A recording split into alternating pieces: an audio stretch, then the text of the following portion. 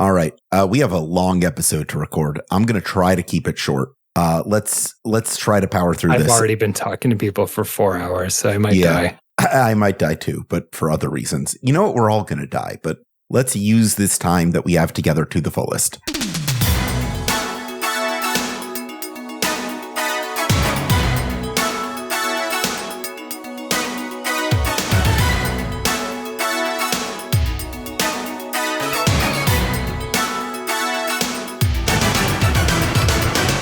Looks like we found out who the real Joker is. This is Insert Credit 2024 Game of the Year edition, where our illustrious panel nominates and ranks their best games of the year until we have the only definitive list that matters on the internet. I'm Alex Jaffe, and one of my personal highlights of 2024, I had to strain for this, but there were a couple standouts. I would say getting to invite Ash Parrish onto the show as a permanent chair. That was a real bright spot for me. Wow. It's true. You stole the good one. Yeah. Oh, shut up. It's the only thing. What's the only good thing that happened in 2024? It's true. Yeah. And this year ain't shaping up to be any better. Yeah, good luck, idiots. Yeah. Dang. My name's Frank Cifaldi. Oh, God, it has to be something that happened in 2024. I don't That's right. That. Can you remember something that happened 2 months ago? Oh. Christmas. Christmas was all right this year. I'll take it. I don't know. I adopted 2 new cats. Let's go with that. There you go. I There you adopted go. Corn Dog and Taffy, and they're a delight. They were running around the house like a herd of 2 this morning. They continue to be best friends. It's really cool. Oh, I'm Ash Parrish, and shit, the best thing that happened to me in 2024. I stole your good one, didn't I? Yeah, I know. I think the only thing I can think of is I got a new corgi puppy who's currently going to town on a bone right now, but that was already taken. Getting to join Insert Credit was also already taken. Boom. So shit, the best thing that happened to me in 2024 was I got a scooter. I got an electric scooter, and it was so much fun. I have become so scooter pilled. It is my favorite method of transportation. I tried to do one of the app ones, and I was like, oh, I don't know how to balance on these. I didn't realize that was a thing I had to know to practice. I'm Brandon Sheffield. I can't do animal ones either, I guess. Although scooter's taken. Yeah. Yeah. And although Pocket did learn a new trick, which is a very cute one. He hits a button. If you say press, and it's a button with a paw on it, and we made it make the sonic ring sound. Oh, you're training him for GDQ. Yep, that's right. I think Pocket learning a trick sounds pretty remarkable to me. I'm really happy about that. Yeah, I've met Pocket. That's not a dog that learns tricks. No, actually, he is. He's very smart and very good at learning. He's just also scared of things. Yeah, yeah. He knows a lot of. He's a smart little guy. He's scared of me, but not scared enough to not take food from me. That's right. Before we get into the episode. Oh, I was gonna try to do a different one. Yeah. Okay. Because I wasn't supposed to do animal. That wasn't a rule. Oh. Okay. Let's stick with it. Great.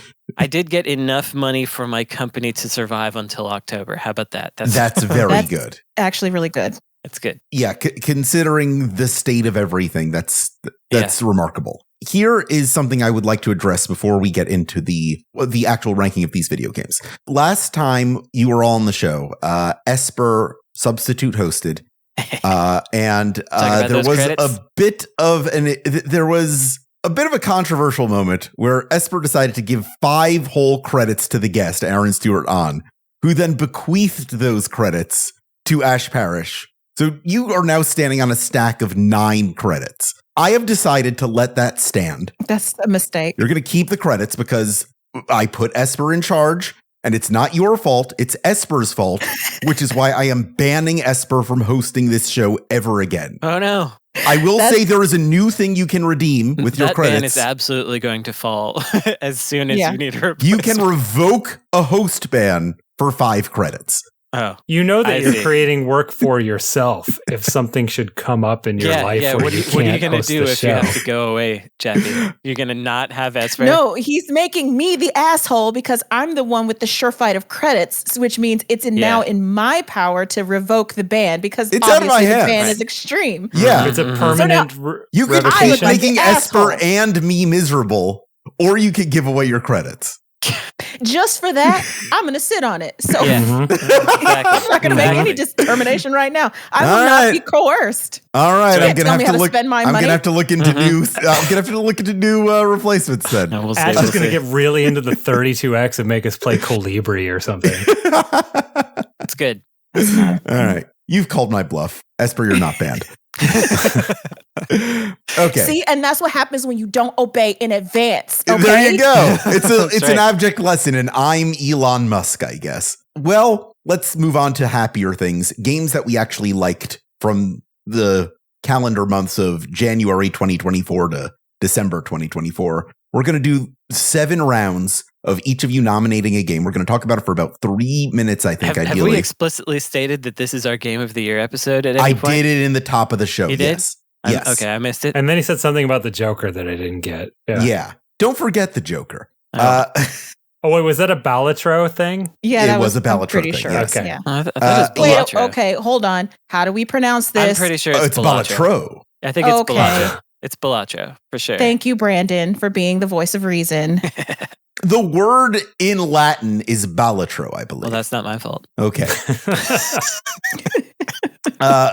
We'll get into it. I'm sure somebody nominated this game. It would be crazy if nobody did. But We'll see. yeah, we're going to start with Frank. We're going to then go to Ash, then Brandon. We're going to talk about each of these games for a few minutes, and then we're going to determine where they lie on our continually updated ranked list until we get to a definitive list at the very end. But first, I want to ask all three of you, how many games did you play last year? Like new games? In typical order, should I go first? Yeah. I did the count, and this might be a record for me, 14. Whoa! Look at that. Double your required amount. That's Yeah. incredible. We've had years where you were just scraping by. Yeah. Shit. I didn't count. But quick question: as we go through these games, I haven't in my back read of like old insert credit episodes. I haven't gotten to a Game of the Year one yet. Is it You like, listen is to there insert credit? She does. yeah, sometimes. Yeah, give and take. More than Is they it do. like strategy to like how you say them? Like, do you want to snipe the ones that you know other people are going to nominate first, or That's really on you. Like, it for depends. me, is there like, a meta? You are intuiting the metagame right here. Yeah. Yeah. You can Okay. be nice or you can go ape shit. It's up to you. Yeah. Unfortunately, Frank and I already had a conversation because I was like, you should really play this game. And he said, I did play it, and now you have to let me nominate it. I was like, dang it. All right.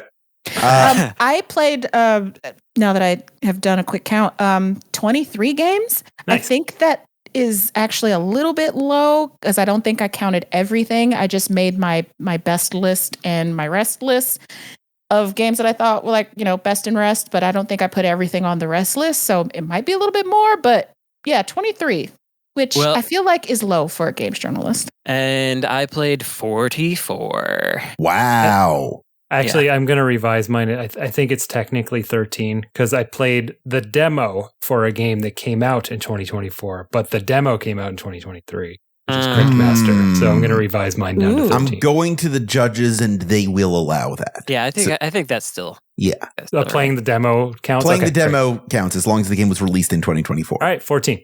Okay. 14 it is.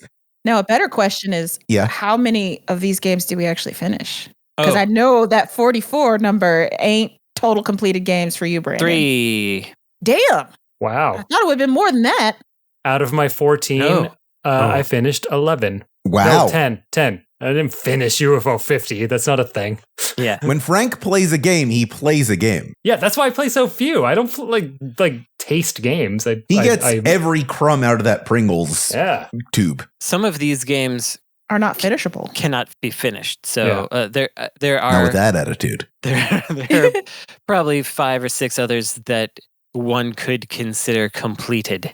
Yeah, but some you can't finish, like Suicide Squad. No one can finish that. That's not possible. Yeah. Well, so I'm those. That was a joke about how bad it is, but okay. Yeah. Oh, okay.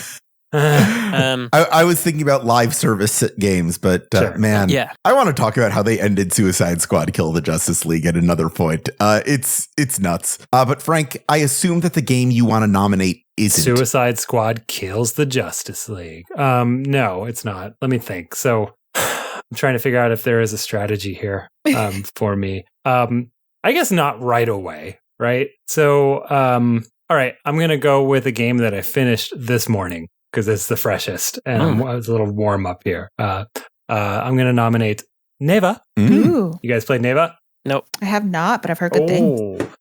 So this is by the studio that did never knew how to pronounce Grease. Gris. I thought it was Oh, it's Gris. Balatro. I think it's Gris. Gris. I forget their name, but lovely little Nomada game. Studio. Yeah, those guys. So this was a very beautiful 2D platformer that took me, according to Steam, 4.1 hours to complete, which nice. Is amazing. That's exactly what I want in a video game. The art is gorgeous. I don't know, like the premise is that it's a platform game and you have a magic dog, and sometimes you have to like comfort the dog, and it's kind of interesting in that like it does a lot of the magic tricks that like a Fumito Ueda game does, but like very condensed. You know what I mean? Like it just like does them very like succinctly instead of like dragging out into a like 40-hour game, the 4-hour game. The actual like platforming and combat is actually pretty fun, like better than it needs to be for something that I would consider more of a I don't know, like passenger game comes to mind. Like it's a game that you just walk through, you know what I mean? And like occasionally the friction is like a jumping puzzle or something, but it has the thing that Brandon doesn't like, but I do, which is double jumping as like a puzzle mechanic. It has the sort of like double jump, but also there's a air dodge kind of thing. So there's a lot of interesting like chaining those things together to reach places puzzles. I believe I haven't I finished this just mere hours ago, but my take on the theme is that it's about breaking out of generational trauma, which I think is a fun theme for a platform game with a dog. Content warning, sad dog stuff happens. FYI. Yeah, I thought it was great. It's like, at least where I am in my life right now, this is what I want. I want a 4-hour experience that is just like very condensed and very authored, you know? Like I want a game that where like every second of it I can feel like the author's pen, you know? Yeah. Like it's very scripted. I should specify for context that Frank gets very upset when a game doesn't let you shoot the dog. That's true. Yeah. You should have the option. There's even a if you very don't Metal do it. Gear Solid 3 moment with the dog. No, it's not. Beautiful flower field and gun to its head. Just saluting as you press the trigger. Oh my God. That is not what happens in Neva. But yeah, super into it. Top of the list for me. Okay. More games should, in their marketing material, should like include how long it takes to beat the game. Because I stay away from stuff like that because it looks interesting, but I just blanket assume that any game takes at least 20 hours, just by default, unless it's like a live service game or something that is explicitly like a big, long RPG. So like knowing that it's 4 hours is goes so far in inclining me to play it. And I guess let me use that to segue into my my nomination, which actually is now, really quick. I want to tell you how I even found this game, which is I realized, the show's coming up quick. I wonder if I could sneak something in. I went to how long to beat. I filtered 2024, filtered by time completed until I found one that looked appealing. I'll also say that on the like Xbox app itself, when you go to a game's page, there's how long to beat data literally right there on the page. Didn't they buy that company or that website? Maybe not. Or they announced some kind of strategic partnership. Anyway, pursuant to that, the game that I'm going to put up for my first one is Mouthwashing, which is short and breezy. Like it may only take you about 2 good hours to get through that game, and which is good because you're going to want to play it twice. I was curious about that. Why? I'm going to try to say this without being a jerk. I thought that the narrative was really straightforward. Was there a different reason that you wanted to play it twice? I think this is one of those games that's best served when you play it without knowing anything about it. Then you play it and then you like read all of the stuff that the developers say about it and then go play it again. And then you can see everything that you're missing and different events become recontextualized once you know everything that happens. And then you can like see like, this is where they planted those seeds, or it can completely changes the context of something else that happens. And I think that's why I enjoyed it so much, because I like being able, like Frank said, see that author imprint in the game, and the developers and their story is like just bleeding all over the page here. And Mouthwashing is this game. It looks like a PS1 game from 1997. It's about this dystopian crew on this freighter ship in space that, like at the beginning of the game, you see that this ship hits an asteroid, and then it bounces back between before hitting the asteroid and after hitting the asteroid, and goes through how the crew like gets over like this catastrophic thing that happens, and the interplay between all the different crew members. And the developers do a lot of interesting things with like perspective and how time fusses with, or like obscures things so you don't understand them. And this just really heart-wrenching, gut-wrenching, like, ooh, punch to the chest kind of narrative about taking responsibility, about when you fuck up in actions and things like that. And the thing that was so interesting to me, after I played the game the first time, I read about the developers, and they were talking about how this was a game that reflected their experience in, you know, developing games within the industry, and how these kinds of projects can be torpedoed by one auteur at the head that just that thinks they have all the great big ideas and are like the big, you know, big dick in charge, but they're also these like terrible people that don't realize how awful they are being.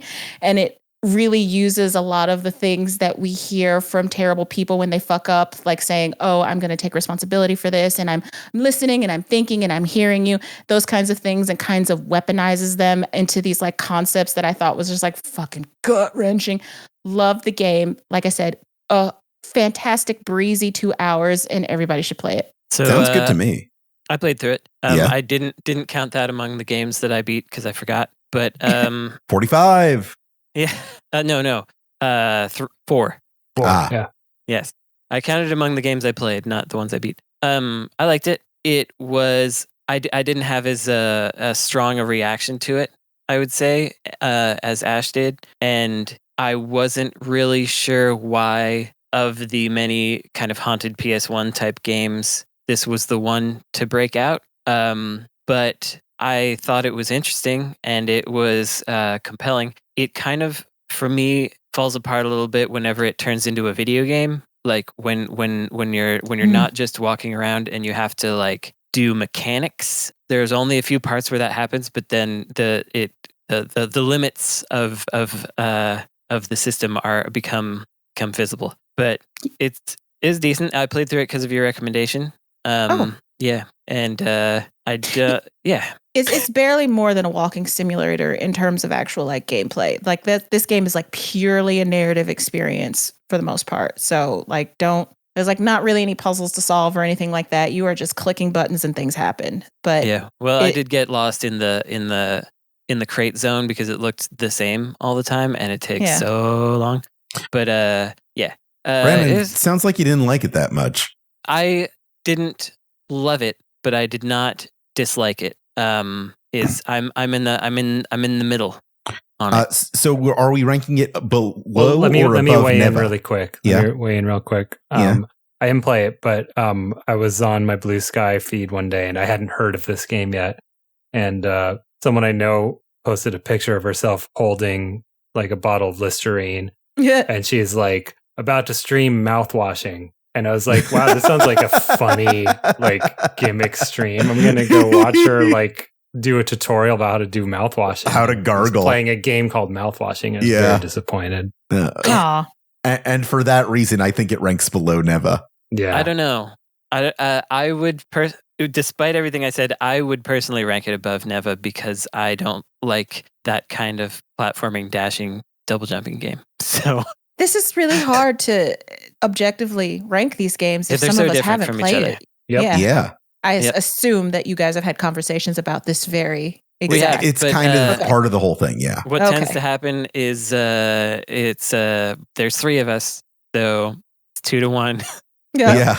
I would agree then and that's that it is above Neva. There we go. Sorry, Frank. That's how it goes. You just hurt this dog even more. How dare you? It's good because the dog isn't real. Brandon? All right, it's time for me. What am I gonna start with? I'm gonna start with Astrobot. Ooh. Astrobot it's hard for me to know what exactly to say about it because it's very much an extension of the last Astro thingy that they did, which I have forgotten the name of. Astro's Playroom. It's way more streamlined while also having more content. It's still delightful. It is probably my favorite 3D platformer in terms of just messing around, running around, jumping on things. It's very cute. And like little things I didn't enjoy from the last game, such as when you got a new power, you had to like zip up a suit and then it took a while to make it. They just got rid of that. Finding all the little Sony characters and all the little Easter eggs is still fun. There's a whole bit where you're playing Sarugetsu, Ape Escape. You're playing as the Ape Escape robot catching little ape robots. It's just very nice. It's joyful. It looks nice. It's fun to find secrets. It's fun to collect the robots and have them help you with stuff. I just don't have too much to say about it because it's so, to me, it's so obviously nice. Yeah. That I just don't have very, very much to say. But it's like, it reminds me that it's possible to play video games and have a little bit of wonder and childlike happiness. And maybe this is what other people feel like when they play a Mario or something. But I felt that feeling while playing Astrobot. That's what I got. Anyone else play it? Yeah, I played it. And you're exactly right. Like I don't know how much, like nowadays when we talk about video games, how much joy factors into like describing a game.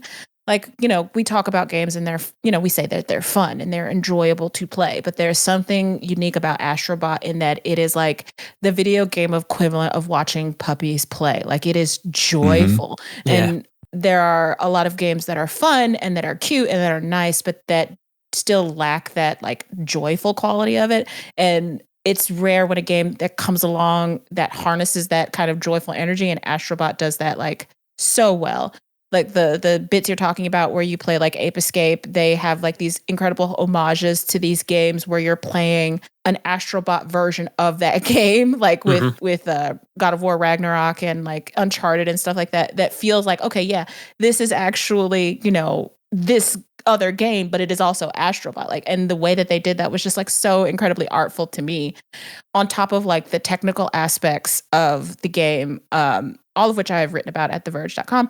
But like I loved the way that it uses like the DualSense sound, the 3D sound thing where you're walking through like the gems and whatever, and you can hear them clink as you move. Or like one thing that like fucking astounded me is when you like open your little umbrella, you deploy your umbrella when it's raining, and you can hear the tink tink of the water droplets on the umbrella, and it sounds so real and authentic. It kind of like blew my mind.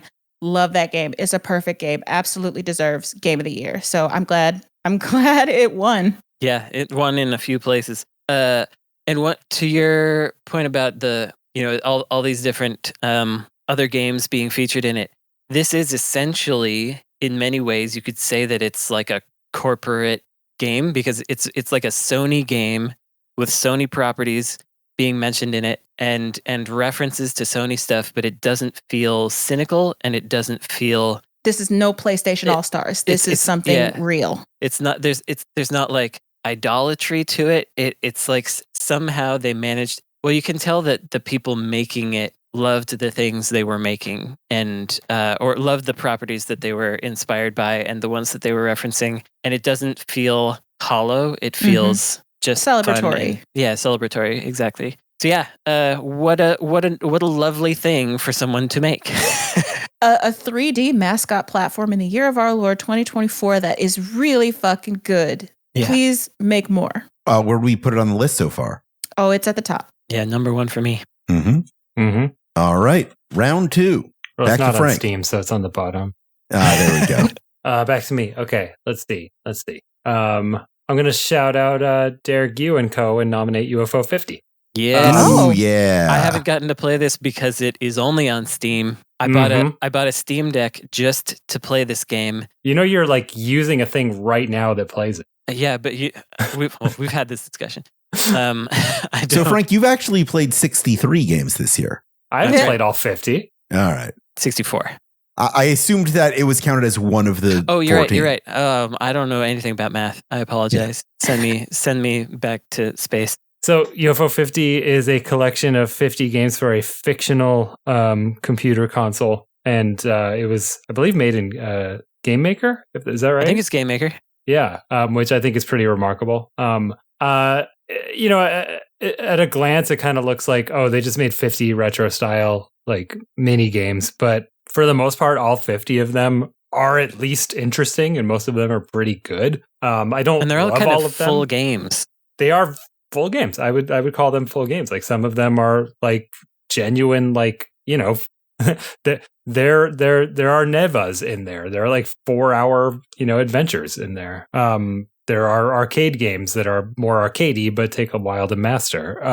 There is some sort of meta narrative about the fictional console that I didn't really get into, but you know, they did sort of like, there's like, you know, insight in there about like who developed what game in this fictional universe, which I think is cool. You can start drawing narratives between like, oh, this creator made this game and then this one, and you can see how there's the thematic tie, even though it's not an official sequel. In fact, I think one of them, the history is like, this started out as a sequel to whatever game, but then changed theming as they progressed. Like, I just like all the, you know, the thought that went into that kind of stuff. Yeah, they did a little, like a mini mockumentary digital eclipse on it. Right, they totally did, yeah. So are you saying there's a codex in this game that I can read? Yeah, oh yeah. Oh, I'm there. Yeah. There's all kinds of stuff that I don't even know what it does. Like, because it is a computer, you can actually get into the like terminal and like start typing things. So like you can go in and like maybe write your own cheats or something. I'm not sure. Oh, that's so cool. But what I really, really appreciate about this is that they figured out this fictional system's constraints and stuck with them, and they all really feel like coherently they're a system. It's like it feels like an MSX and a PC Engine kind of at the same time, whatever this console is. The games are really funny.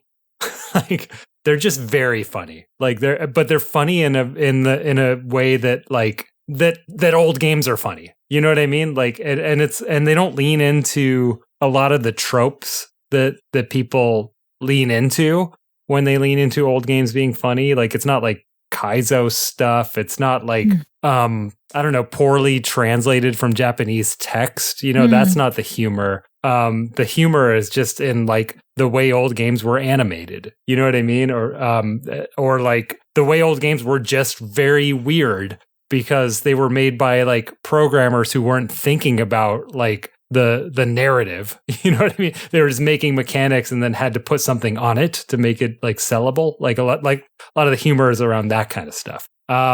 I only got like I tried to like take my time and really try every game, so I only made it through 26, and like I did them chronologically, and I think they only get better from here, which is pretty exciting for me. I have some favorites. I couldn't tell you the names, but for those who played it, the two that I played the most were jumping space pirate lady, just vertical scroller climbing up the thing, and I think it was called Magic Garden. It's the girl in the tile based garden and the witch and the blobby things. Blobby things are everywhere. We all love blobby things in these kinds of games. I think it's just remarkably coherent and funny and weird and interesting, and I haven't seen many people nail like a retro game aesthetic the way that it is in my head, like these guys do. Like I think Pixel's good at that, for example. I think that this is like along the lines of how Pixel sort of understands old game. So I appreciate it for that reason. And then in terms of, did anyone else play it, first of all? No, it's on my list. I really wanted to. Yeah, so did I. It's one of those games where I was jealous of it when I heard about it. Just jealous of people doing that because that sounds really cool. And then it came out, and then I saw people talking about it, and then I was jealous about it some more. And that's why I did purchase a Steam Deck specifically to play it, but then since it's a computer, people told me that I got all the wrong things, and then I just my Steam Deck is. How do you get a wrong thing if you just have a Steam Deck? What do you mean? The dock was bad, and I wanted to expand the memory, and they're like, oh well, actually you have to like reinstall the operating system if you want to do that. That's bullshit. Just like, okay, also, just play your Steam Deck. Who cares? Well, I wanted to be able to fit all the things on the. Anyway, I had enough stuff to deal with that I just didn't get to it, but I will. I want to play UFO 50. I feel it's unfair to them and the audience that I did not play it, because it is definitely the kind of game that I would play. So it's a little frustrating. I don't know what to do about that. There's nothing I can do about it now. You have a Steam Deck. No, I mean, for the show. Yeah, for this show, I can't do anything about it. I just want to quickly correct. I forgot about Warp Tank. Warp Tank rules. That's up there too. That is the one game I've heard when people talk about UFO 50. That's the one they'd bring up, Warp Tank. Yeah, Warp Tank is a game that could spin off into its own game. Nice. Actually, most of them could if you really want. Ranking wise, yes. Yeah. I got to put it right below Astrobot. I would too. Yeah, I believe. I believe. Ash, what's your second game? I think it's cool that like I have like this small list, and my nominees so far are ones that no one else played. That's fun. Yeah, I thought so too. Actually, Brandon, you're the only one who's fucked up. But I think okay. So for my game, you're gonna have to tell me if this breaks the rules or not, and I'm gonna make the argument for why it doesn't. But Shadow of the Erd Tree. Oh, that's fine. It's fine. Yeah, if you can have a game nominated, if you have DLC nominated for Game of the Year, as Erd Tree was, then I think it can, it counts as being eligible for this list, even though the base game that you need to play this was released in Listen, 2022. my response to this controversy is a jacking off motion and a fart sound. Yeah. I will say, if you are comfortable with the fact that you now have the same values as Jeff Keighley, then go ahead. You can't see my face, but I just made How many credits does it cost to take that back, Jeff? I know. Yeah. You take that back. 5. I don't know if this is a real data point, but I was supposed to play this to judge for an award show, and they gave me a code for the DLC and not the game. But then I input that code on my PS5 where I did not have Elden Ring downloaded, and it downloaded both. So I don't know if buying the DLC means you get the base game, and if it does, then that further solidifies that it's eligible, in my view. Anyway, I'd be shocked if that worked. Regardless, it would be surprising, but it did happen. So we got a yes, and a who cares. Go forth. Yeah. Fair enough. I didn't say who cares. I said jacking off motion with fart sound. Yeah, that's I didn't want to repeat that. Pretty much a polite way to say who cares. But yeah, Erd Tree is, if you played Elden Ring, Miyazaki completely lied to you, and this map is way bigger than Limgrave. Like, this could be its own standalone game. It is so big. Like, I have a feeling, because he has said that they have no plans on making a sequel, that this is the best we're going to get in terms of like Elden Ring 2. And who knows, they like to surprise us. So we may get an Elden Ring 2 somewhere. Well, I was going to say, you were just like, this guy lied to us. So anyway, if we're to believe him. Fair enough. Exactly. It's more Elden Ring. Like, I don't know how to talk about this game, because if you played Elden Ring and you enjoyed Elden Ring, like, Erd Tree is just more better. Period. I had a blast with it. It kicked my ass. Once again, the monster designs were like, okay, that's so clever. Like, I really dig the fucking uterus monsters that are running around. Like, I really appreciate the fact that a lot of this game's mythos is tied up in like the grotesque femininity and like feminine rage and all of that kind of thing. Like, it's all over the damn place, but certain people can't see it even if they tried, because they don't want to, because no politics in games or whatever. But it's just so fun to play, and that world is so fun to just be in, where you can just hop on your little goat horse and then ride around and look at things. Double jump. Yeah, and you can see things that, even though you've spent, like I have, 120 plus hours in this game, like, making slowly slowly making your way through everything. And you can still here and there see things like, oh, I've never been here before. I have no idea what this is. I love that kind of discovery. It's Breath of the Wild on massive steroids, and I just love the hell out of it. And I really loved, I'm one of those sickos that played before like all the different patches and whatever, and I love coming up with like these crazy ass builds where you're fucking people shit up with crazy OP perfume bottles and shit like that. Fantastic fucking game. Like, loved it. 10 out of 10, knocked it out of the park. I'd put it under Astrobot. But above UFO 50. Yes, but above UFO 50. Everyone okay with that? I could be, but I'm personally more interested in UFO 50. Yeah.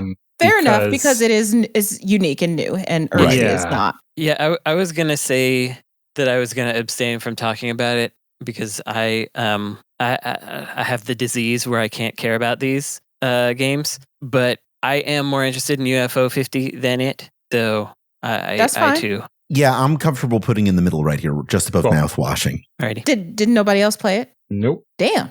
And I never will. I couldn't pass like the first boss in Elden Ring. And I'm like, maybe I need to respec or something. But like, are you walking around with an Elon Musk build? This was on our list last time. And I don't know. I was just like sword and shield guy, and I'm going to learn to dodge. I'd never played any of these games before. What I said last time was like, I still don't know how to play this game, and I think it's remarkable that I played it as long as I did, and I think it's really interesting. Like, I'm not saying it's a bad game that I'm uninterested in, and I'm not saying that not beating the first boss means I don't like it. I respect it. It's not something that It's a game I'm going to play when I have life in prison and they lock me up with just like a computer. Yeah, that's when I'll get into it, and I'll love it. When Nintendo finally comes for you because you told one too many developers to steal shit. Yeah. That's your prison time game. Yeah. Man, I'm going to play definitely different games than that when I have life in prison. All right, that's our time. What have you got next? Me? Yes. Yeah. I'm debating. Should I do one that I really, really like or one that I kind of like? I don't know. It's only the second nomination. Okay, I'm going to go for kind of like. Okay. Fantasian. Did anyone else play Fantasian? Mm-mm. That came out this last year? No, I mean, okay, yes, it did, but it didn't. Yeah, the complete game came out in 2024. Wait, what do you mean complete? Like the whole game. So it came out in chapters on iOS. Oh, okay. And then it hit consoles. Although, am I out of my zone here? Like, if no part of it originally came out in 2024, then I might be bad. Who cares? Let me just look it We're up. already talking about it, and I want to hear what you have to say about it because it's on my list. Because it's a what's his name? Sakaguchi. Sakaguchi. Yeah, it's a Sakaguchi joint, and I want to know more about it. So I guess the Fantasian Neo Dimension, which is what I'm talking about, came out at the end of 2024 with high definition graphics, gameplay adjustments, and voice acting, which it didn't have before. I don't know if that really counts. It's probably gonna. Let's say it counts, but it's going to be lower on the list. I'll allow that. Yeah, so this game it's very interesting and also not very interesting. It is almost all the backgrounds are handmade models that they photographed. They are like the kinds of models you would see in a tokusatsu movie from the 60s and 70s or in the what's tokusatsu again? Is that Power Rangers? Special effects. Yeah, but also like Godzilla is kind of in there. Okay. So like special effects movies. But also you'd also see these on the cover of game boxes or Famitsu at the time. So there's that element which is cool, and it's just, it's Sakaguchi and Uematsu working on a classic Final Fantasy style RPG together, which is very nice. But it also has a lot of serious and stupid problems. Like since they had all these models, you can't move the camera. The camera is set, so you have to you shift into different points when different screens when you move to the end of one screen, or the camera will shift and move further along. And sadly, even though this was solved in the 90s, they don't remap the button movements on controllers, the directional controls when you reach a new screen. So if you're hitting left and suddenly the screen has shifted so that left is now up, you will start moving up. It doesn't continue control across screens, which is like, it's so stupid. That's bad. Yeah, it's really because I remember that problem from Final Fantasy VII, I think. And like the reason that Resident Evil was tank controls was to kind of solve that sort of problem, but it's such a solved problem and they didn't deal with it. Also, the 3D models don't mesh super well with the backgrounds, and they never lose the appearance of being on top of them, except for when there's poor masking for things that are above your character and they have like these little blocky cutouts on them. It's very unfortunate. There's also a cool thing in the game called the Dimension, which is where if you've beaten an enemy before, then they will go into this special dimension, the dungeon dimension, the Dimension, where they'll like all stack up. And so instead of having to fight random battles every 5 steps, they all go into this area and then you can fight them all at once. And it's a good idea for pacing, but whenever you fight an enemy in there, whenever you fight enemies in there, it's the same background. And so you wind up fighting all your battles in the exact same background, even though they have all these beautiful handmade models for battle backgrounds. It's the Arkham Detective mode problem. Everything turns blue. It has a lot of these basic problems. At the same time, I'm going to finish it, because if you are the kind of person that wants a JRPG where you just hit the buttons and you go through it, it's very good for that. It's a very classic semi-grindy RPG without too much new about it, but a couple new things, and it's not very annoying. And it's like, if you like those kinds of classic Japanese RPGs, it's almost like a comfort food in certain ways. And in contrast with another game, which we'll talk about in the rest of 2024, the Eiyuden 100 Heroes game. I was going to say, this sounds like a game my husband would enjoy, because he played like Eiyuden Chronicles, I think. Yeah, so those kinds of like really grindy RPGs a lot last year. So where that one... Yeah, we got to rank this right now. The mistakes they made outweighed the good parts. In Fantasian, the good parts outweighed the mistakes they made. But they both made similar types of mistakes. We can put it at the bottom. I rate that. Yeah. I want to keep Neva up somewhere. Yeah. It's really good. Yeah, it's being on the list is good enough for Fantasian. It's an honor just to be on the list. Especially for a game that came out in 2021. Yeah. Well, there's new stuff, but it's true. All right. Top of the order. Cool. All right. I'm going to nominate another game with double jump and air dash. This is Prince of Persia: The Lost Crown. This was a Ash's fist pumping. I don't know if anyone heard that in listener land. So this is one of the Metroidvanias, but I'd describe it as having Celeste jumping puzzles and Hades art style. Oh, Brandon hates that. Yeah. But I love it. Okay, if you don't like Celeste, I wouldn't go that far. I understand why Frank said what he said, but I wouldn't call it that. I would say the Celeste stuff is more in the optional collectible puzzles, not in the main game. Let's put it that way. Like if you go seek out the hard stuff because you're super into it, then some of the puzzles get very Celeste-y, which I think is fun. I think that's correct. Yeah. Celestial, I believe, is the adjective. Yeah, that's right. But it's a lot of like threading the needle with your body stuff, like a lot of just perfectly timing your jumps and air dashes and things like that, and finding unique ways to chain those combos together. I thought that the map was, a really solid sort of Metroidvania map where it surprised you in how things unlocked. I always think of a good Metroidvania map as like a really big like knot that you're slowly unraveling, except that it's like fun. I don't know. I guess the analogy falls apart, but just like the surprise of like doing the hard work and then suddenly like things make more sense after. I don't know. Like it was really good at that.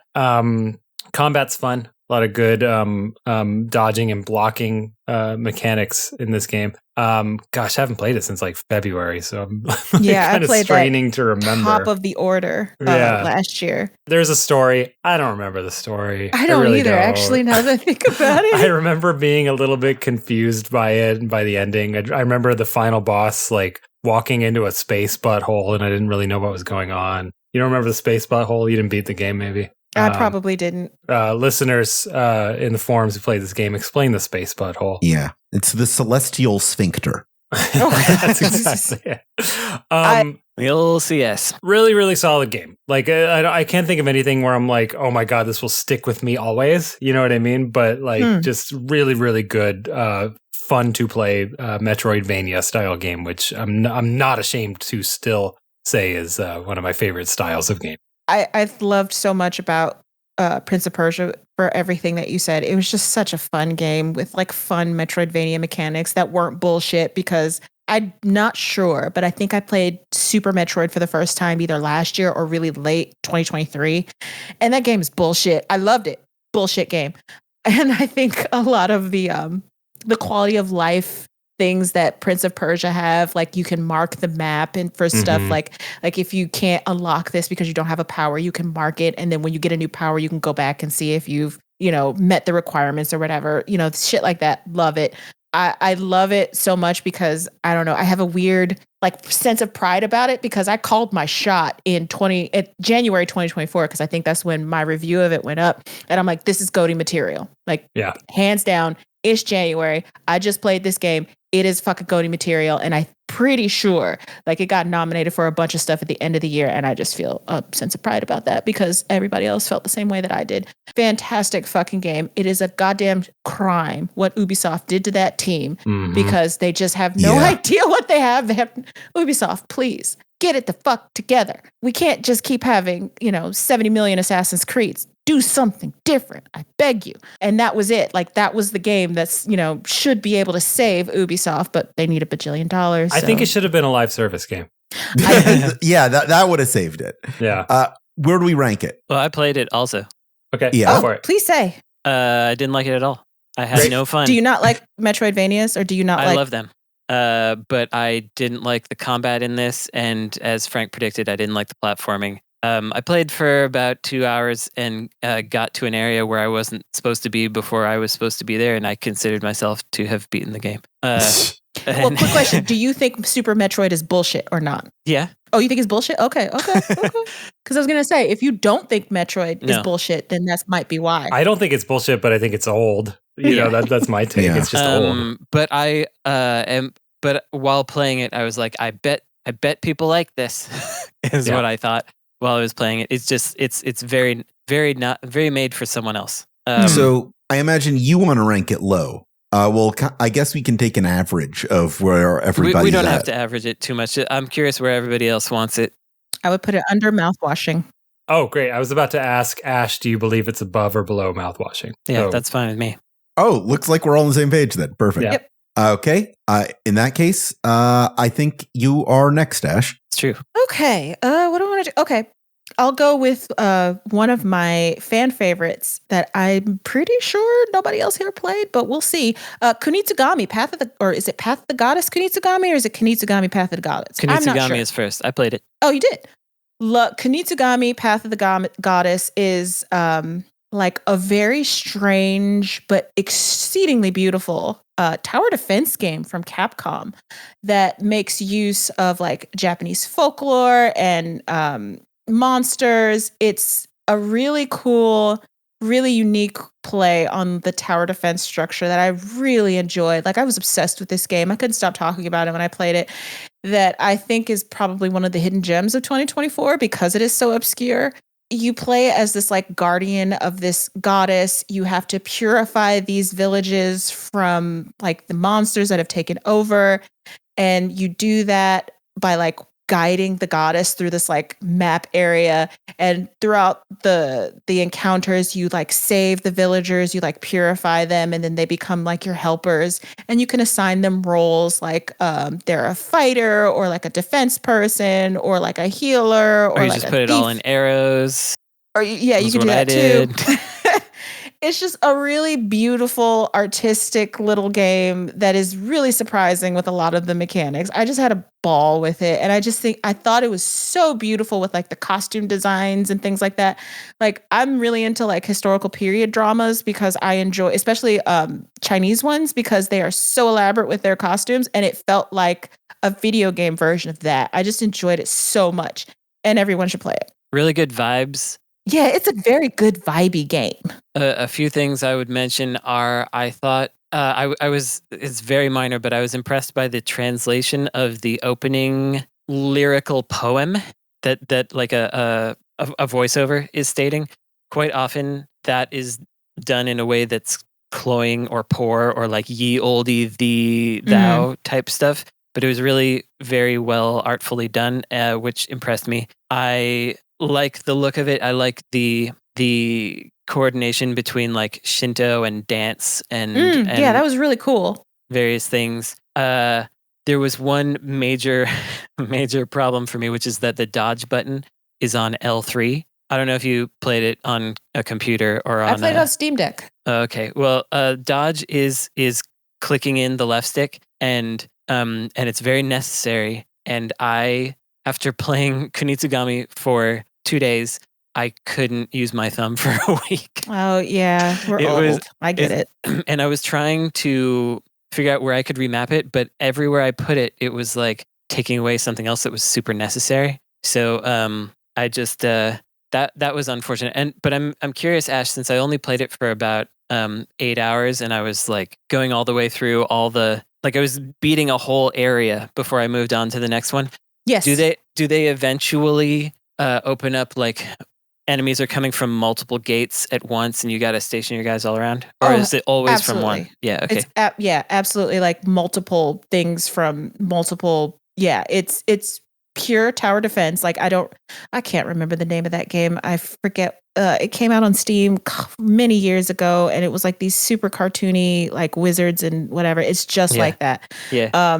So it was just so much fun. I was trying to play it like an RTS for quite a while, and it was a little troubling to me that you have to. So you have an avatar, and so it's a little bit like Anomaly in that way that you have an avatar, and then you place your turrets or whatever. But you have to walk up to them and individually tell them where to go, which was a little. I think you can do that from another screen, but it's been a minute since I played, so I was trying. Wrong. I kept trying, and I couldn't find it. But I'm very happy that the game exists. I think it's very interesting. I liked a lot of things about it. It's the same team that did Shinsekai Into the Depths, which I put on the Game of the Year episode whenever that came out. I'm very glad that this is basically the opposite of the Ubisoft approach. They have a team that is allowed to try weird little things they want, yeah, and make a digital only game influenced by Shinto and dance and weird costume design, and everyone's wearing a mask, and that's fine. Like they can put that out, and I appreciate that. So yeah. Rankin? We would rank this. I'm going to be controversial. I'm going to put it above Erdtree. Whoa. I don't hate that. It's fine with me. Oh, nice. Fine with me. Wow. All right. Okay, that's where we're at. Brandon? Oh, right. I have to go. All right. Bye. Yeah, see you later. Yeah, all right. If you like this episode, insert credit. That's right. Okay, let's do one of my faves this time. I'm gonna do it. Crow Country. All right. Oh, I gotta swap one of mine. All right. Is that our first? It's our first conflict. Okay, our first quorum. We didn't. Is it a quorum? Because I've been marking off shit that Brandon said. Like I had Astrobot and Prince of Persia on my list. I think all three. Yeah. Yeah. So I guess this is the first all three. Crow Country is not on my list because I want to play it and I've watched Let's Plays of it, but I have not played it. Okay. So we're still not in all three. All right. Crow Country is very good.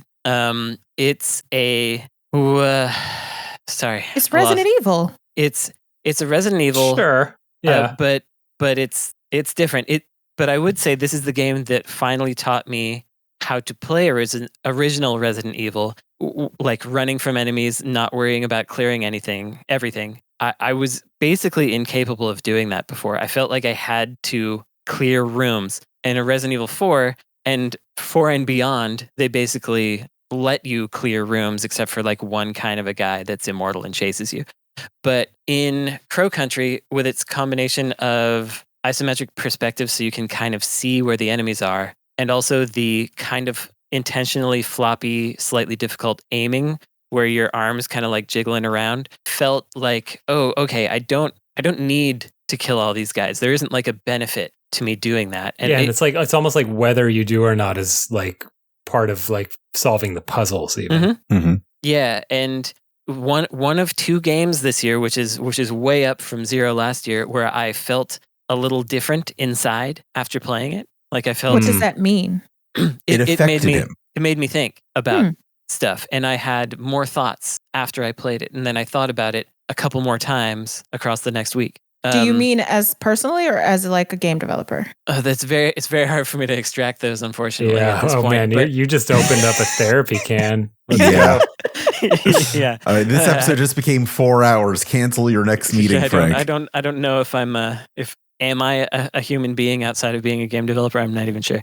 But no, like I appreciated the approach to story. So that was as a game developer, but also I appreciated the approach to story as a fan of stories. So it's hard for me to say, but it had just the right amount of writing for me and the right kind of writing. I thought the main character was likable and kind of funny. I thought the puzzles were fun, but I also really liked the environments. Like I can envision the world in my mind right now, and it was fun to explore despite being horrific. It's also short, and the new modes that it introduces when you beat the game are interesting enough that I actually want to play through it again. It has like a mode where enemies don't hurt you, which I'm really curious about. So it was both, to me, very much a video game and also an experience. And usually, to me, games are either one thing or another. Like mouthwashing is, I would say, very much an experience and not so much like a video game. And like Prince of Persia is 100% video game. Yeah. Again, there's a story there, I think. Yeah, it's in there. I probably remember more about it because I played it more recently. But yeah, so like sometimes I get jealous when I see a game that's good. But in this case, I was envious. So okay. I was envious of this game being thread made, that needle for me. But in a positive way. I just think it's great. I'm glad it was made. I had a real fun time with it. It was my game of the year, bar none, until I played one other game that's going to come up later. Sounds like we're ranking it high. Your restraint, Brandon, when it comes to talking about other games, because I don't think I would have been able to do that. I would just say the shit. So I appreciate that about you. I also played this. I loved it. I agree with I don't know that I agree with like I don't know that I thought about it too much after the fact, but I will say that it made me... That was probably game developer style. Sure. Thinking about, I guess. But I did feel different while playing it. You know what I mean? Like it is like a very reality altering kind of game. I need to play this game to apparently have some kind of out of body experience. It's really unusual because it's simultaneously... It's very video gamey. It's very video gamey, but it's also immersive and it's also like spooky but fun. Yeah. It's like it's fun. Like goofy and scary. Yeah, it's fun to be there, but it's also actually kind of scary and actually kind of off-putting. Yeah. So it's a really hard thing that they managed to put together. And I think that's what I mean. Like just those feelings all conflicting at the same time. Yeah. I think that's a different state of mind than I'm used to. Right. So that was really cool. I think all the puzzles were great. Mm-hmm. Like there was no puzzle that I can't remember if I had to look any of them up. I feel like maybe 1 or 2 I had to look up. I looked up one piano puzzle because I was like, I obviously know this, but I didn't obviously know. Oh, got it. Yeah.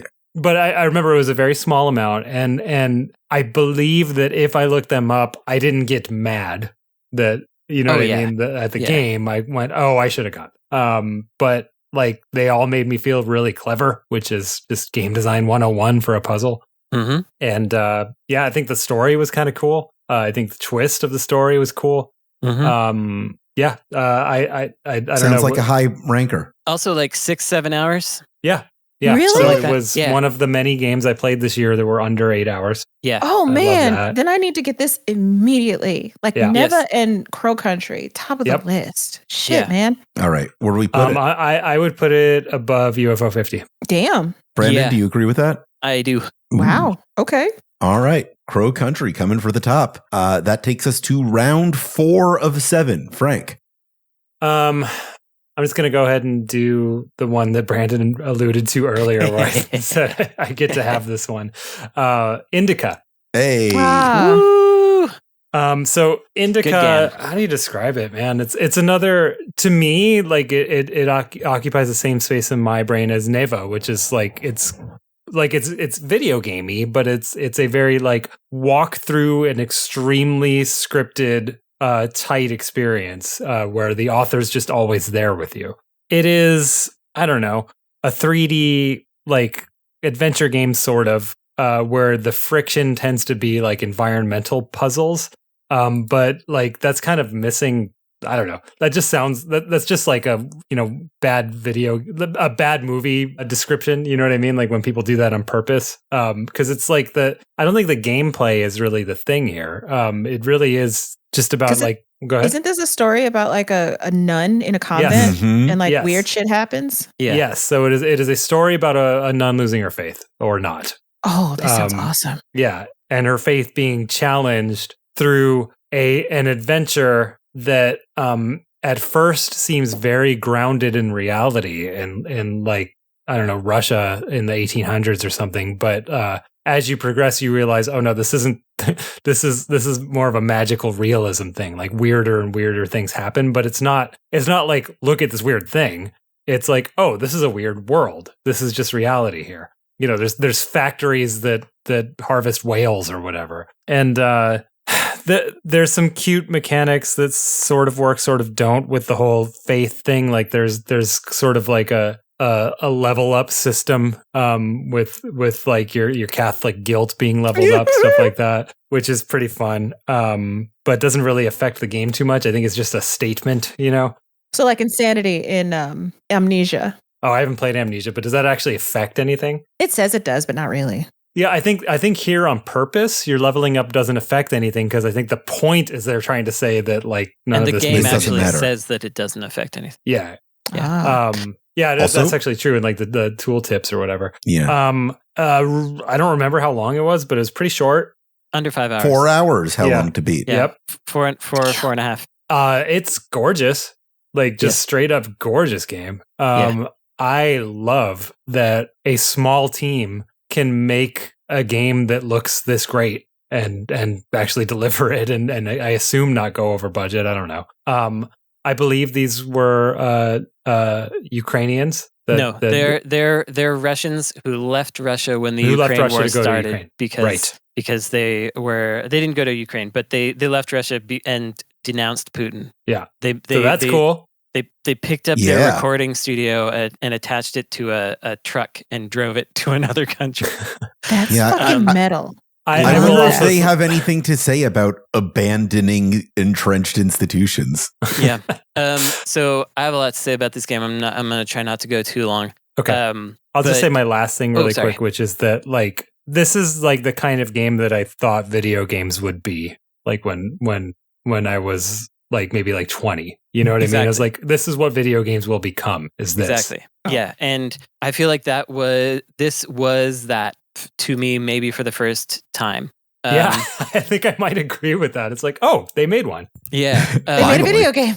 So I have a lot of things to say about like the specifics of this. Like the graphics are gorgeous, but also they managed to make something that like spits in the face of my realism is pointless argument that I'm always making because it looks realistic, but it is also stylized. Like all the humans are realistic but stylized. So it looks better than many AAA video games because there's always something a little off, but intentionally a little off, so that it feels very natural while not being one-to-one with reality. And I would say they accomplished this because there's maybe 6 character models. Yeah. The environments look huge, even though it's very not. The story is very Tarkovsky-like, I would say. Yeah, magical realism is kind of how I describe it, yeah. And like amazingly to me,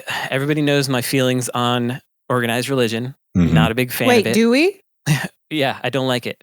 Okay. That's the I've been talking about it less, but I have big problems with it. Brandon likes decentralized Christianity. Yeah, just spread it around. So I have big problems with that. However, this is a game that talks about and deals with Christianity all the way through and doesn't annoy me at all. It is also a game that talks about philosophy and people sharing their ideas about philosophy, and it doesn't bother me at all. Because people are like, the way in which it's presented is not like, this is the truth and this is the lie. It's someone being like, well, I thought that if this thing would happen, then I would feel this way, but now I'm not really sure. Yeah. And it's all a conversation between the characters, but also a conversation between the characters and you as the player, where you are allowed to have space to think and breathe with these ideas, and it's all very well paced. And also another thing to the graphics is that, like Frank mentioned, there's surreality to it, but while it is simultaneously over the top, where like you're walking around and now there's tuna cans bigger than you that you can climb on top of, but it is also understated. Because the characters never talk about it. It's something that you as a player pay attention to and accept or deny or whatever. Right. It kept surprising me with moments where it was just like, am I going to do this thing now? And then you do that thing. And it's like a small little bit of a puzzle. But like, I don't want to spoil too much, but there's a part where like you have a crane and it's obvious they want you to move something. Yeah, I forgot about this part. Yeah. And then you just pick up like a whole section of the level and raise it up and then just move it over here and put it down. Because it's just like you move like a whole like bridge basically. You move a like, whole, I need to go over there. So the bridge. solution is to like pick up the entire bridge while someone in the background like screams about you picking up a bridge. And there are these guys being like, no, what are you doing? In Russian. Because you got to play it in Russian. And it's just like, but like, meanwhile, our main characters are like, okay, move it to the left, and the story is, it's about someone confronting their faith and how she sees herself. And the way that they deal with that at the end is like so much more successful than so many games that have tried to be like, this person sees themselves as a problem, but then they realize something else was the problem kind of thing. And the way that they do it is just like so simple and clever that it just really, really works. There are problems with the game.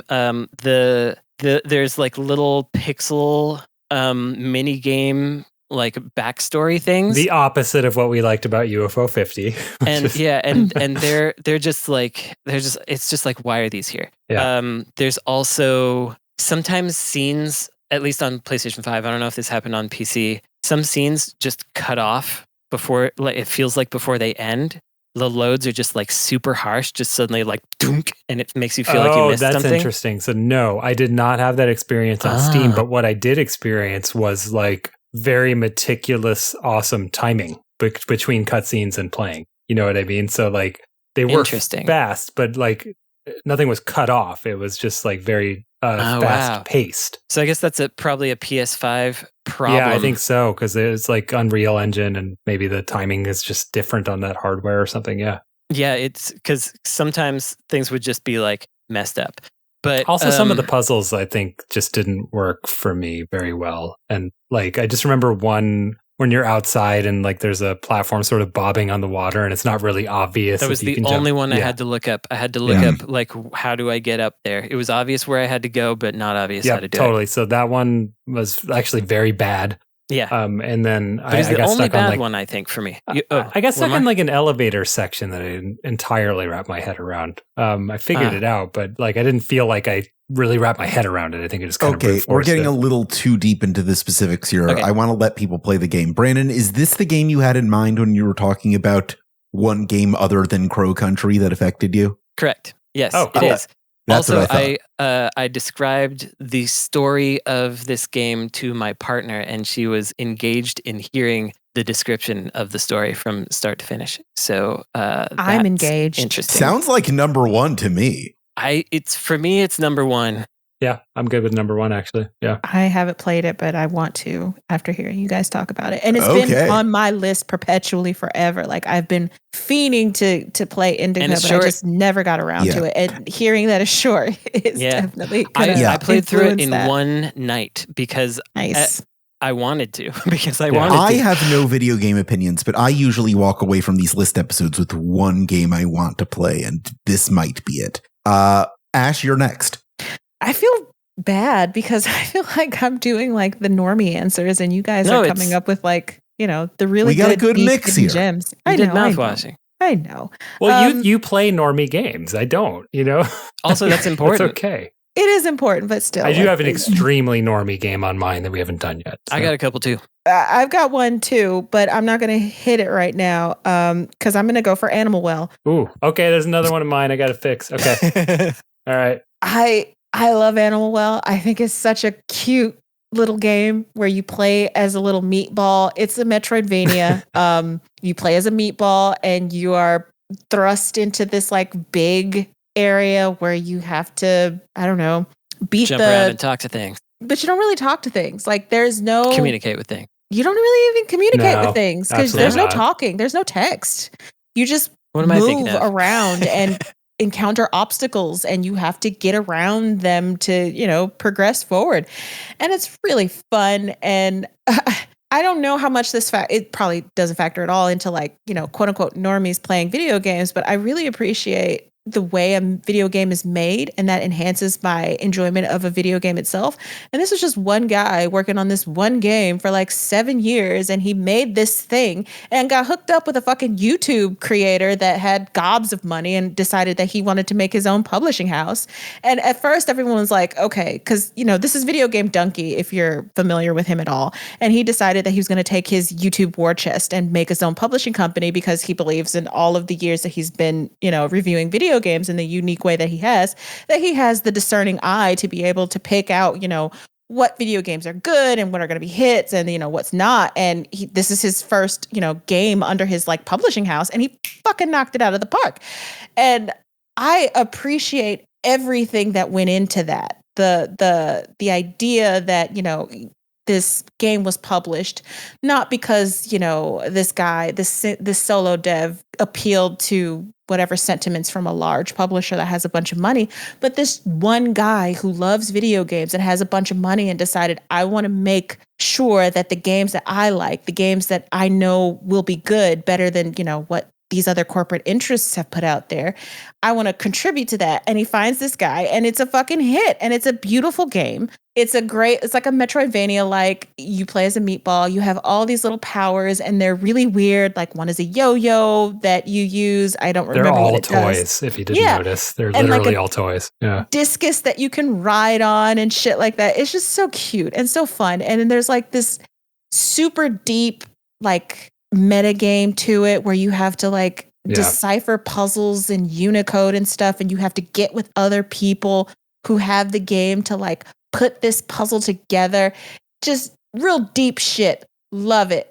Play it. It's fun. I don't even know, based on some of the interviews I've seen with that dev, if everybody has discovered everything there is even in the game, because it's just so like everything this guy put into this game is just like so deep and uncoverable because he's just having a fucking good time doing shit for himself and like, okay, here you go. You can have it. If you like it, great. If you don't, you don't. If you don't find the secret, sure, you don't. But if you do, great. I love that shit. And I think Animal Well is one of those good examples.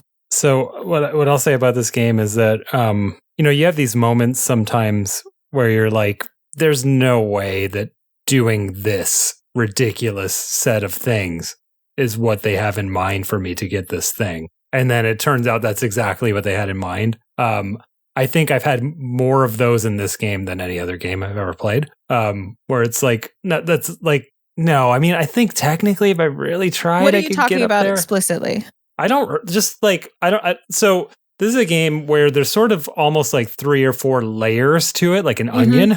You know? Yeah, exactly. And like I would say that I'm sort of in layer like 2, and 3 being the one where you have to solve, like you basically have to go on the Steam forums to pretty much, you know what I mean? Yeah. But like the sort of like post game collecting all the things. And there's a lot of areas where it's like, you know, in order to get to that spot, you know, you have to do a really complicated series of things like, you know, bouncing the discus off the wall and like catching it just right. And then, you know, doing like bubble things with your bubble wand. Like there's a lot of and very then there's like an Arkanoid section just in the middle of nowhere. Oh, That's true. Suddenly you're playing Arkanoid. We know that Frank hates Arkanoid, though. I do hate Arkanoid. It's true. I like being in control of my games, but I don't like slot machines, is what I mean by I don't like Arkanoid. You can get good at Ark. But yeah, you can get a good slot machine if you break it. I don't know. Yeah, what do you think about pinball, Frank? It's pure gambling. I really liked it for how it just kind of felt like breaking it is the game. You know, like you're supposed to break it. It did a really good job of always feeling like there's more beneath what you're seeing, and then actually like paying off that there is more than what you're seeing. I think it felt really good. You know, I think you kind of covered that, but like it just feels really good to run around as this little meatball. And I think that my big takeaway is a lot of what you alluded to, which is like, this is one guy for 7 years. So he just crammed it full of secrets because that's just what he's into. You know, like a lot of them are ridiculous, but like very optional. You know, like the sort of like first layer of the onion, just beating the game, like that's incredibly accessible to anyone. You can just stop there, or you can keep going. Like kind of, I'm not gonna say infinitely, but like I think it took me, I don't know, like I don't remember how many hours, but you know, sub 20 to like finish the game proper. But then, you know, I think I spent another 20 just trying to like continue finding stuff. Yeah, and it's not hard. It can be hard in places, but I think one of the things that I really appreciate, and I know this is a bit of spoilers, but at the end there's a room where if you die enough, you can like the game keeps track of how many times you die, and you get a skull for each time you die. And if you die enough, you get the skulls like build up to where you can get like a bubble wand that I think lets you blow like 2 bubbles at the same time. It makes the game easier. Conversely, if you don't die at all, you don't have any skulls, and you can get to another like super secret area or something. You get like a super secret that is not obscured by the skulls. Just, I love that kind of shit. You're rewarded if it's hard, and you're rewarded if you complete it on the hard mode. Love that shit. Fantastic stuff. Brandon, have you played this game? Yeah, I played it for a couple hours. Who'd you talk to in this game? Are these animals in the room right now? No. The fucking kangaroo, talked to that motherfucker and flipped him the bird. That shit. Some of it is scary to me. Like the getting chased by like the ghost cat. As a dog. It looks like a cat. I guess, I'm sorry. I more meant you're in communication with the beings in the room, because there will sometimes be like, okay, there's a thing here and I have to figure it out. And I recall those taking like a bird shape or whatever, but maybe I made that up. Anyway, I only played it for a couple hours, and everything you said seems right. It once again was not exactly for me, but more than any of the other 2D jumping games, it felt like it could be. How do you feel about Mario, Brandon? Oh no! Did I open a box? No. Mario's fine. I would put it under UFO 50 and above Kunitsugami. Yeah. Any objections? I'm okay with that. It's just a weird thing to think about, because it's like, okay, in this list that makes sense, but for me, it's like, oh, I think Nevo was a more interesting game. But I think that's okay. I think I'm good there. All right, Brandon, bring home round 4. Oh, right. It's only round 4. Jesus. Well, there's only 7, so we're doing okay. All right, I'm gonna do probably a quicker one. Stellar Blade. Hey. What? AKA Stetter Blade, as the logo says. Stellar Blade is, despite if you divorce it from all the stuff that the anti-woke people like to say about it, is just a video game it's about a good game. Good. A lady with all kinds of boobs and such. The new Bayonetta. And a shiny butt that you gotta watch be shiny as she's running around. If one can ignore that, if one has the desire to ignore that, this is like one of the most Xbox 360 games that anybody has made. It's a video game video game. It is like such a video game. This is a game for Bullet Witch fan Brandon Sheffield. Yeah. It's got Bullet Witch in there. It's got Nier in there, including the jank. It is. I wouldn't say that it's stellar, but it's very 360. It's got great music with vocal tracks and stuff. It feels good to move around. Lots of secrets to find. It's got lots of Hyun-Tae Kim graphics right away. It's got Uncanny Valley eyeballs, but he really cares about, as when I interviewed him many years ago, he cares about the flow of fat on the human body. Oh, you can tell that because yes, that you bitch can. got a fat ass. But like where it connects, like where everything connects on the body, he really cares about that. And he also does it on male characters, but obviously the focus was the ladies in this case, one specific android lady, which I think is very funny that she's like an android and she doesn't know anything about human things or like what books are, and she's swimming Born around sexy underwater, yesterday. and it doesn't matter. Also, Born Sexy Yesterday is big. Yeah, it's true. It's very a lot of flags coming up. The game can't decide whether she's strong or weak because she can kill monsters no problem. But opening chests or doors, she's got to do like a cute little effort animation because it's difficult. Yeah, every time you have to open a jar of pickles in the game, you have to hand it to a strong male protagonist. That's right. I do like that the story difficulty, the easy difficulty, shows you how to play normal mode properly, because if you start missing like parry prompts and stuff, it pops them up on the screen. And so you get better at understanding the timings for playing the game in normal mode, which is cool. This is lower. She's wearing high heels and horseshoes at the same time. It's like, it's really stupid. Sounds like she's got to get off her high horse. That's right. It's a stupid video game, but it's a video game that is such a video game that 7 out of 10 Xbox 360 likers will enjoy playing through. So that's why it makes my list. I'm going to say I like putting this game on this list because it lets Neva be a little bit higher on the list. I was curious to say, like, please put this at the bottom. Like,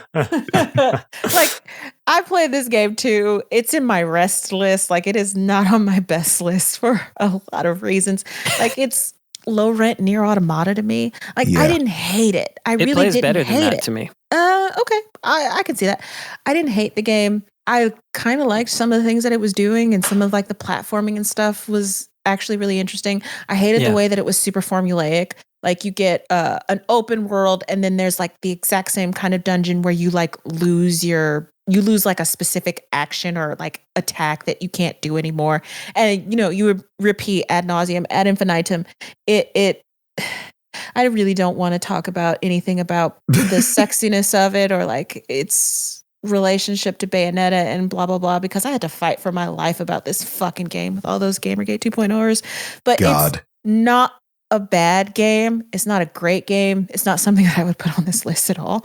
But I don't know. It's just, I appreciate it for what it is. It feels to me like a mix between like Lightning from Final Fantasy 13 and Nier Automata, and with a little bit of like Dark Souls-esque-ness to it. But you want me to swap it out for Space Marine 2? I have almost the same comments about Space Marine 2.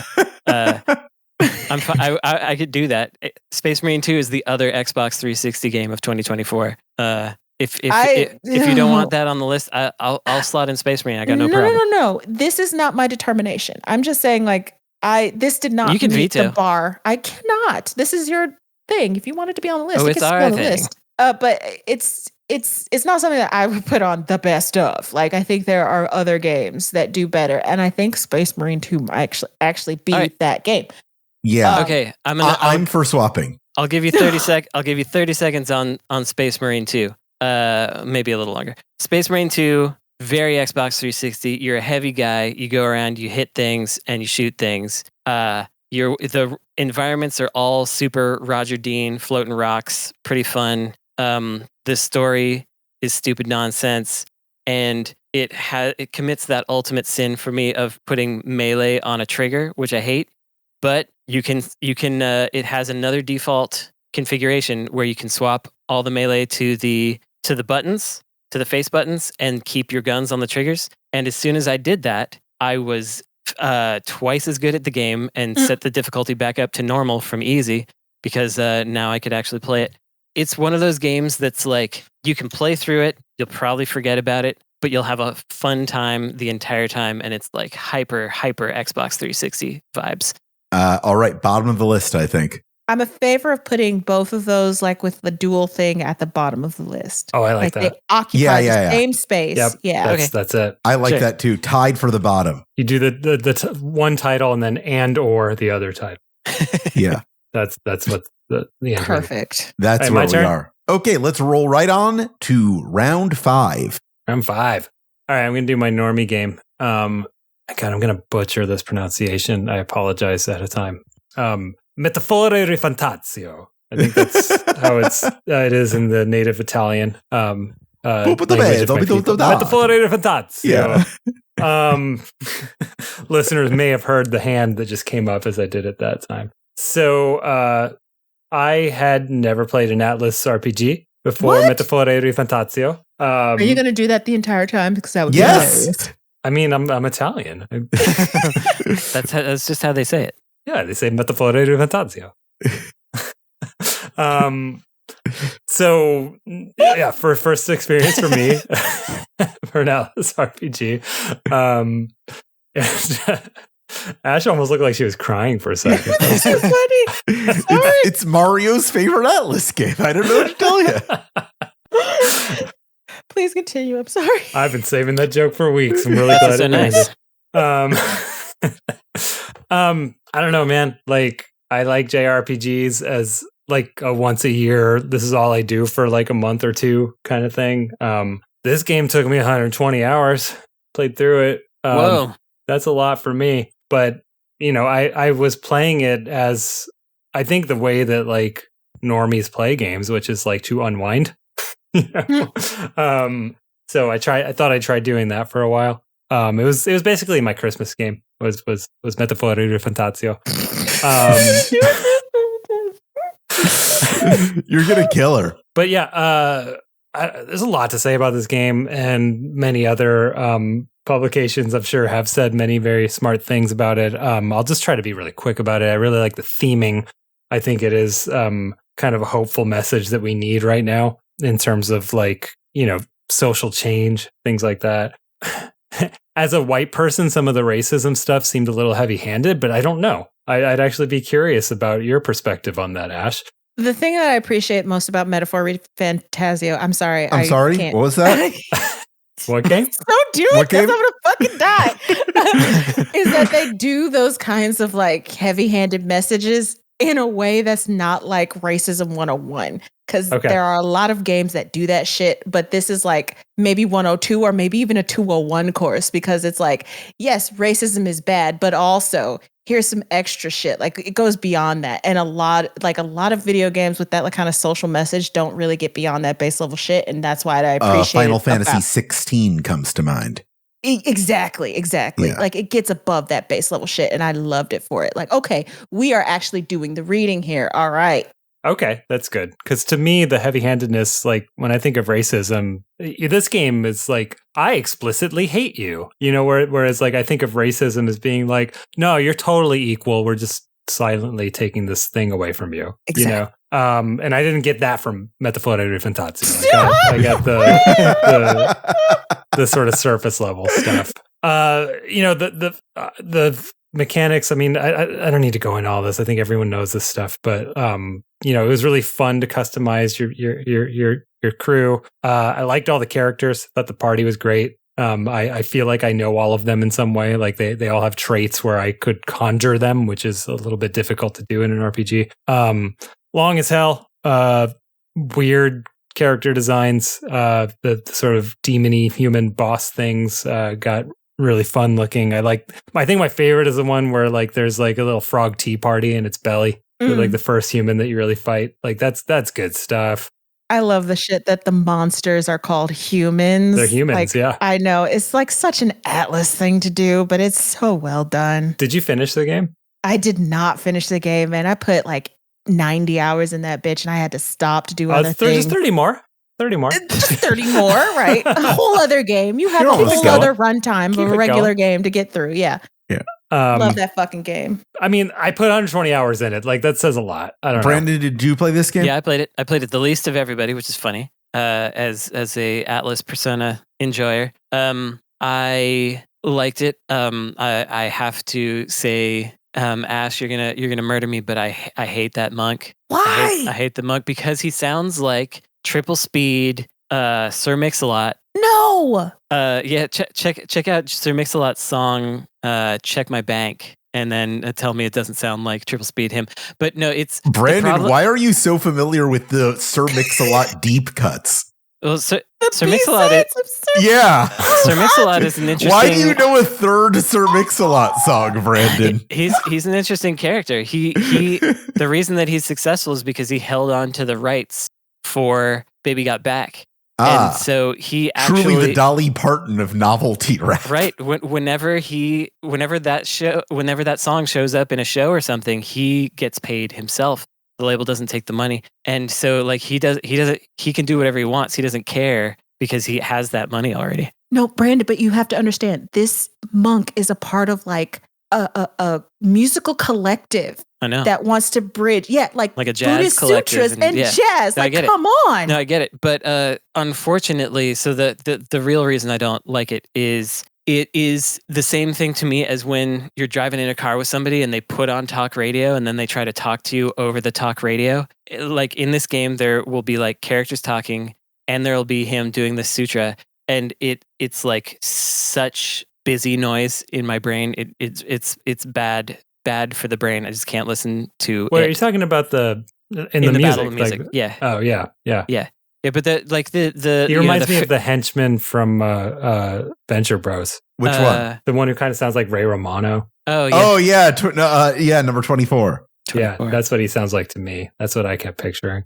Yeah, and he does have a bit of a Kermity voice, which is a little odd. Yeah. The other things about this one in particular, I thought that the story pacing was better than usual for one of these, which I appreciated. I also, this is everyone's going to like try to revoke my Atlas card, but I only found out like in this game that you can beat dungeons early and then do all your other stuff after that.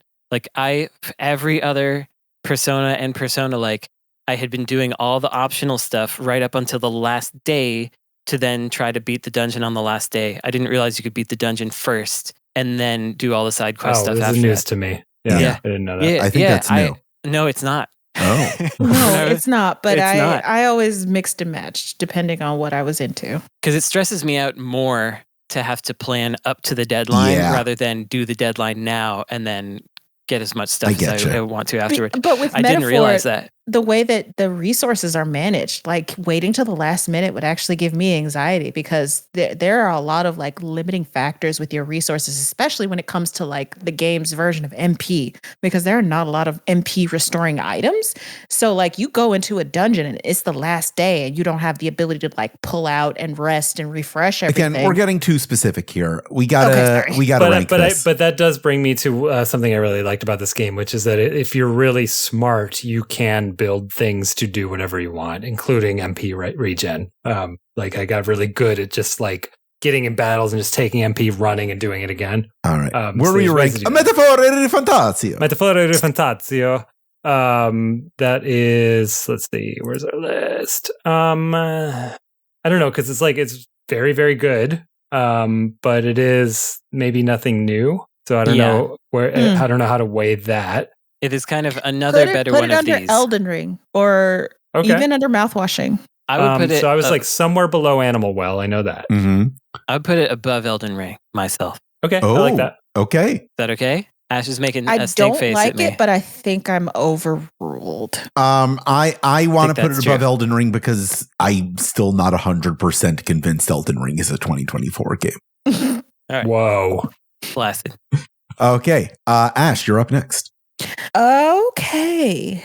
I'm actually surprised that this hasn't come up, and I'm going to break the rules a little bit. I am going to nominate Final Fantasy VII Rebirth, but Queen's Blood specifically. I don't even know what you're talking about. So. The card game inside Final Fantasy VII Rebirth. Oh, okay. Yep. I am totally okay with that, actually. Yeah, that's fine. Okay. So Final Fantasy VII Rebirth came out last year. It's a good game, okay? I don't think that I am completely on board with Square Enix deciding to chop up this one game into 3 games to milk as much money as they can out of consumers because of nostalgia for Final Fantasy VII. I don't even think I necessarily like the weird-ass direction that they are taking with the story. It's a beautiful game, gowns, beautiful graphics. I think the game itself as a whole taken together is maybe a bit too sprawly for my tastes. I think I never jived with the combat, that action combat between even remake and rebirth. I don't know. That actiony kind of combat is not for me. It just never worked. Like if it was more in a Kingdom Hearts style, maybe I might like it a little more, but it just never jived for me. But it's fine. This kind of like expansion and granular like minutia of making this one game into 3 different games and trying to milk as much content out of it as you can for whatever fucking reason. Fine, whatever, do what you do. But I think the real revolutionary thing about this game, and I talked about this when I wrote about it, is the fact that I think Square Enix, they're the people that have a long time ago, they took a bunch of people that are really into collectible card games and put them in a fucking basement and made them make all these different mini games for all of these years. And Queen's Blood, that shit fucking hits. That is an amazing card game. And I am a person who fucking loved Triple Triad, who thinks like Triple Triad is like the pinnacle of like Final Fantasy mini games. And this is like better than Triple Triad for me. It's an incredible card game. There's lots of strategy involved. It's been so long since I played it. I don't think I can even like describe to you what it is, but I had more fun playing that game than I had playing Final Fantasy VII Rebirth. And I had a lot of fun, despite my hangups with the game, playing Final Fantasy VII Rebirth. I know other people had this game on their list. Please talk about it. So I did not have this on my list. No, so. not on the list. Really? No, because I didn't like the last one, and so I didn't play this one. Why didn't you like the last one? Is it for the reasons that I talked about? Definitely, it's for the reasons you talked about, and I didn't like how all the ladies wanted to date Cloud and wouldn't leave him alone. It really bugged me. Brandon isn't comfortable with female attention. That's right. So anyway, I didn't play it. But I think that having the card game be your favorite thing about it is funny. And so yeah, that's a very insert credity choice. Yeah, top of the list. Awesome. I love it. Thank you. I don't know about top. Where do we want to put it? I would put it at the top. Let me look. I want it to be above something that's like very respected, like Elden Ring. Put it between Metaphor Fantasio. Yeah. God damn it. And Elden Ring. Yeah. Very good. I want people to know that in our private chat, Metaphore Fantasio is italicized with an Italian flag. Yes. Next to it. Frank, you were there when I played the Metaphor Fantasio, right? No. You were there for that. No. Yes. You weren't there for that? No, he was. He was there for that. It was one of the episodes you hosted where you made everyone guess whether there was. Yeah, I was there. Yeah. An Atlas spell or a pasta shape. But that was one of our best games. I did games. Better at that. Yeah. Because of knowing about Atlas. Yeah, Frank really disgraced his people on that. Brandon? So it's my turn. 2 left, right? This is your third to last. Third to last. I've got 3 more. Okay. All right. I'm going to do one. I don't know if anyone else will have seen this or thought about this. Zenless Zone Zero. Oh, Fuck God, you. really? Yeah, really? That's also my Here's how I'm gonna explain this thing. First of all, from the man who nominated Stellar Blade comes Zenless Zone Zero. So Zenless Zone Zero is, first of all, it's part of the. I feel like 2024 is the year when Chinese game companies really came into their own, making games that were Chinese, very Chinese, but Brandon, also I would have very appreciated if worldwide. you nominated Black Myth Wukong over this one. Well, I didn't if you like wanted it as to much. do it that way. I didn't like it as much, is why I didn't. Fair enough. So that's the one reason, and I played it in Chinese, and that was very fun. It's got too much stuff in it, but here's what I like about it. I like that the hub world has like a kind of a lively, active feel to it, and there's cute little things to do in there. I think it's fun to move around. I like the stylized graphics, but I especially like the battle system. I think that the combat for me is very good. I understand that it wouldn't be for everybody because my feelings about 3D combat are very, very specific and weird, and not everybody agrees with them. Perhaps most people don't. But I particularly like the combat in this one because it's very fast. It's very attack oriented. It's super snappy, where you're constantly switching characters out, and you're switching them out in mid parry or mid dodge, and then turning that back into damage. And all the characters do different things, and it's fun to watch all of their attacks and stuff.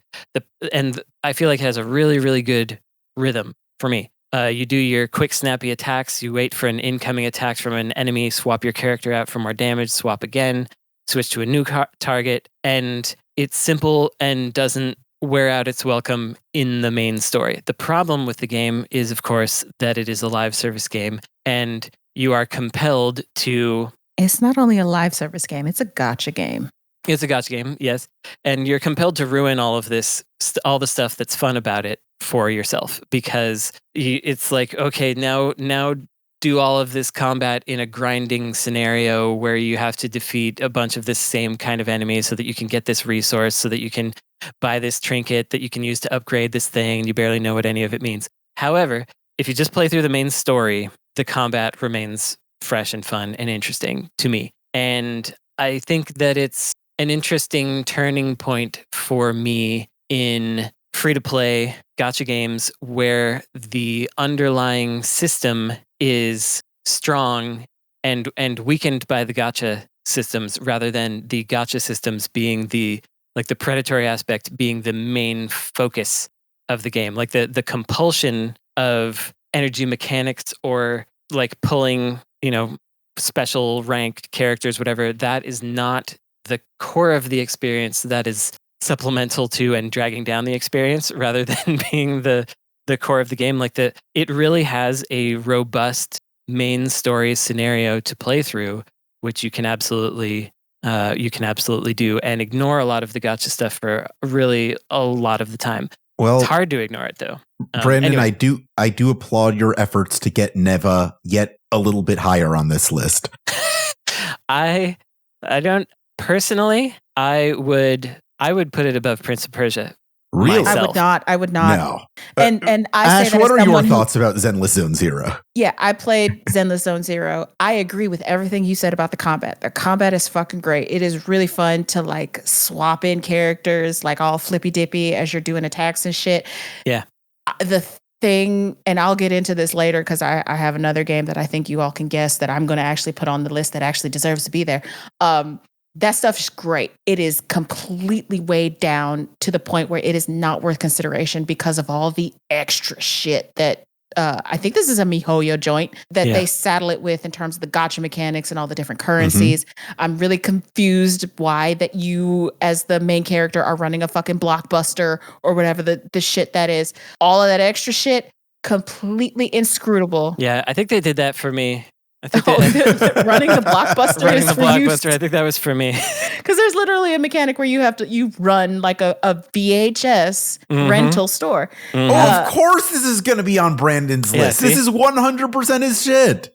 Yeah. Okay, so that was... He's got a VHS library in the background of his camera right now. I run a VHS library in my home. Okay, I understand that. all that other shit weighs it down so much that it's like, I can't do this. And I approach this from like a person who's like never really got into gacha games like that. And I want to be able to pick this up and understand it, because that should be the point of any video game.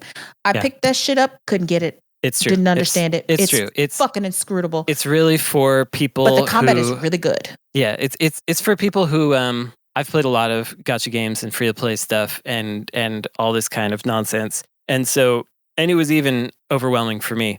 But I realize now that you've opened up the floor for specifics, maybe I can nominate the combat from Zenless Zone Zero. Oh, there you go. I'm not okay with that. The difference is Queen's Blood is a game within a game. All right. Fair enough. I have to agree with Jaffe on that. Yeah. Well, so you where would you want to put it? You want to put it at the bottom? I would put it under Neva, yeah. I would put it under Fantasia, actually. Well, Frank, I guess. Do you have any input? It sounds very uninteresting to me. Yeah, I can't imagine any world where Frank would play this would game. not be playing this game. Yeah, so I don't even know if I count, but I would love my 2 to be above this, Prince of Persia. Yeah. Neva. All right, fine. We'll put it above. I'll put it below. Put it below Fantasian. Okay. We are in our second to last round now. I feel like I usually get the bottom ones. This is cool. Yeah. Well, you know what? This year for me was like, until I played a couple games, I was like, I'm just going to be nominating games I played this year, not games I loved. Yeah. I think this year, 2024 for me was, once I got to the good ones, was like some of my favorites and a whole bunch of nothing for me. Yeah. It was an odd one. I think some of our best lists over the history of Insert Credit have been when a Frank pick was at number 1. And we'll see how that goes over the next 2 rounds. Well, I'm definitely not going to top it with my next 2. I'm now down to games I didn't love, I gotta say. So just FYI. No, I saved my heavy hitters, but here we go. Interesting. So which of these 2? Yeah, I don't have any heavy hitters left myself. All right, got 2 left. Didn't like love either of them. So let's just go with RZ. RZ. With what? RZ. Spell it. ARZETTE. RZ. RZ. Is it an Italian game? RZ. Yeah, RZ, the Jewel of Faramore. Yeah. Faramore. Yeah. No, it's not Italian. No. RZ, the Jewel of Faramore, is bells will ring, ding-a-ling-a-ling. It is a intentionally goofy like tribute to the Zelda games that were on the CDI console. Oh yes. This so looks like is, a Shantae. Yeah, kind of. Yeah, sure. A little bit. Yeah. In that it's a lady. Has that in common. So 2D, it is a style, like an art style throwback that you never see, which is CDI game? Well, sort Untapped of, but kind of like nostalgia. Multimedia era 2D, like mid 90s, like would be an FMV if that was actually it does have FMV cutscenes. DVD menu game core. You have Ash, you have absolutely seen memes of the cutscenes from the CDI Zelda. Yes, absolutely. Link, my boy. Yeah. Yes. Yeah, that this game is that. Yeah. Esper, put a nice juicy squadala in there for me. Yep. Not too juicy. We're off. You're off. I'm sorry. It's all right. Squadala is like Squadala is so trigger good. activation. Yeah. I fucking start crying. It's my favorite Final Fantasy VIII character, Squadala. You had the gun sword, right? Yeah. So it is a pitch perfect like tribute, quote unquote, to those games. Which I will say, by the way, I don't think are bad games. I think they are fine games for their time. There's a very goofy cutscenes with weird animation. And it is perfect as a tribute because the author of RZ, before making RZ, made very, very good PC ports of both CDI Zelda games. And then just built off of that to make a new game. So like the timing is exactly the same for things like cutscenes. So I think I'll respect it in the same way that I respect UFO 50, which is like you're actually kind of getting to the core of what made this funny without like knocking me over the head. They did some things that I really appreciate that I kind of found out later. Something that I really like is that for the cutscenes, the way that they did the voice acting, for the most part, maybe it's not true literally every time, was they just handed someone the script, they couldn't read it, and they just did it in one take. So, like, that's why the voice acting is so stilted and weird, and it kind of works. Here comes Sideshow Mel. Yeah. It is a game that I think I finished in under 4 hours. Again, I do like that about it. I don't think it was 4 hours. I think that was like 8. That one. You think so? It might have been. Yeah. You both played this? I didn't finish it, but I did play it. I'm gonna. I have never heard of this, Frank. How did you hear about this game? It was published by Limited Run Games, and they donate money to us. This is also the kind of game that I think Frank and I would be forced to hear about. Yeah, I think that's true. Because of like the weird throwback games. The CDI Zelda thing. It's old. It's like based on something that's very old, but we both know people who worked on it, right? Yeah, John Linneman worked on it too. Yeah, John Linneman worked on it. Oh, nice. Insert credit guest, John Linneman. I'm actually like, I don't think this is very important, but I do kind of want to look up my time. Is it okay if I take a second? Sure. I want this to be correct. Yeah. In the meantime, I played it. I thought it was all right. It didn't. 5.2 hours, and I did post game stuff. Oh wow! All right. Okay. Yeah. I thought it was cute, and I liked it. And Frank's, when you first brought it up, you mentioned it a long time ago. The thing you said about it just being like a game you can just kind of like play through and then not really think about very much. It's great at that. It's good for that. So yeah, I liked it. It's not like one of my tops, but I thought it was good. Yeah, exactly. Again, I don't love it. But I had a nice time with it. The tone was fun. The music's way better than it should be. And even though it is like meant to be like a throwback to that era of like very synth heavy video game CD-ROM music, like I actually think the music's really good. One thing I'll say about it also is that it trained me to play those CDI Zelda games. So after I played this, I went and got the author's ports of those games and I played through them, and it's like, oh, I know how to do this now. It's good training for the CDI Zelda games. That's a useful skill. I think we all need to know how to play through the CDI Zeldas. Well, just imagine, in the future we're in like Ready Player One world, and that's how we win the $1 zillion. Is exactly. that we can recite every word of the script from CDI Zelda. They've stopped teaching our kids how to play CDI games at schools. Where else are they going to learn? Where do we rank this? So I am absolutely okay with it being on the bottom if we need. But also it's funny to keep pushing these branded games down. So I'm I think it can go above Fantasian. I think so too. I don't disagree with that placement. Cool. All right. It's time for your second to last game, Ash. I'm torn because I want to refute Brandon's previous game, but I also want to respond to Frank's nomination as well. And I don't know what to do. Since we're going to go with recency bias, and I'm going to respond to Frank's game, and he's not going to like this. Should have done that. Okay. Legend of Zelda Echoes of Wisdom. Oh, boy. Yeah. Am I supposed to be mad about that? Wait, no, shit. Fuck, I only have 2 left, and the other 2 I really want to do. Did it. Too late. No. Take it back. Okay, do whatever you want. You might be remembering correctly that the performance of those games is something that I just can't do. Yeah. So I'll just say this really quick just to get it out of the way. I tried to play Link's Awakening and just couldn't, and tried to get my money back from Nintendo. And like, I'm not saying it's the game's fault. I'm saying that there's something wrong with my brain where the inconsistent frame rate going in and out of environments is something like, it just reminds me of when I try to understand your misophonia, Brandon. It's just I need to run when that frame pitching happens. And so I can't play those games. Ash, if you'd like to retract it, you can do that. It. For 5 credits. Nice.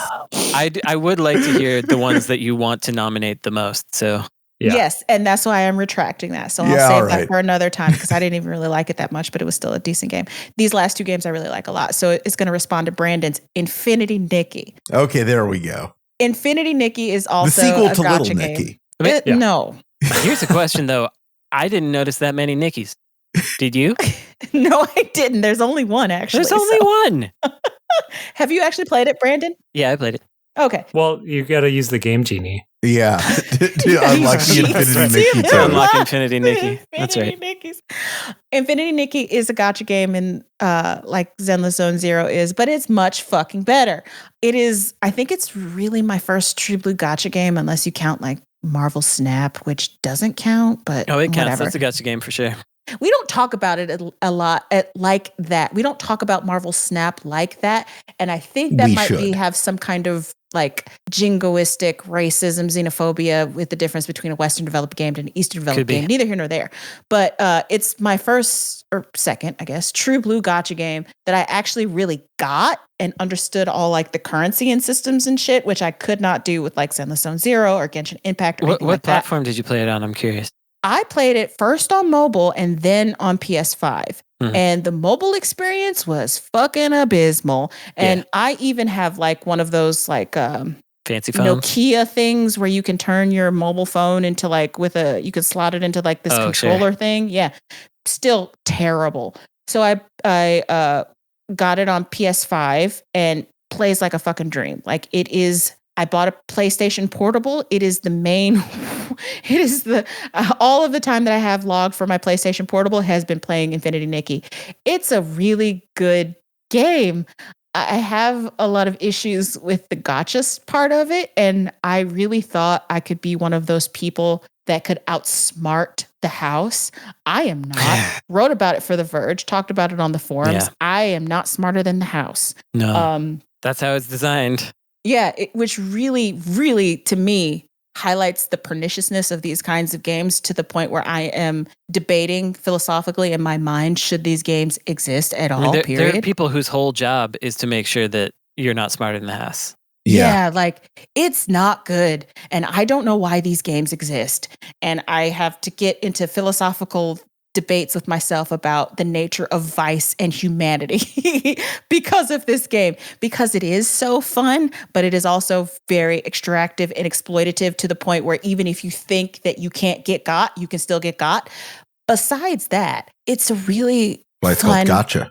Yeah, exactly. I made that joke. It's a really fun game that combines elements of Breath of the Wild with those. Do you remember those Flash games? Maybe you don't, because these were geared towards girls and none of the rest of the panel are not women. Those Flash dress up games, they used to be browser games from way back in the day. I do remember these. Yeah, I loved those games growing up. And it's like that plus all of the collecting and open worldness of like a Breath of the Wild. I feel like we should explain what kind of a game it is. You run around, you collect things, you jump, you gain new abilities through making your new outfits, and then you make new outfits that don't have abilities but just look better. Yes. And then there's like some part that I didn't get to where there's like more like of a isn't there like a more Pokemon training-ish thing sort of stuff that happens at some point where you're like competing against other people? Oh yeah, that's not Pokemon though. That's like where you are, put to styling challenges where for 9 times out of 10 you are fighting like a score system where you have to make an outfit that's strong enough to beat some kind of arbitrary score that you don't see.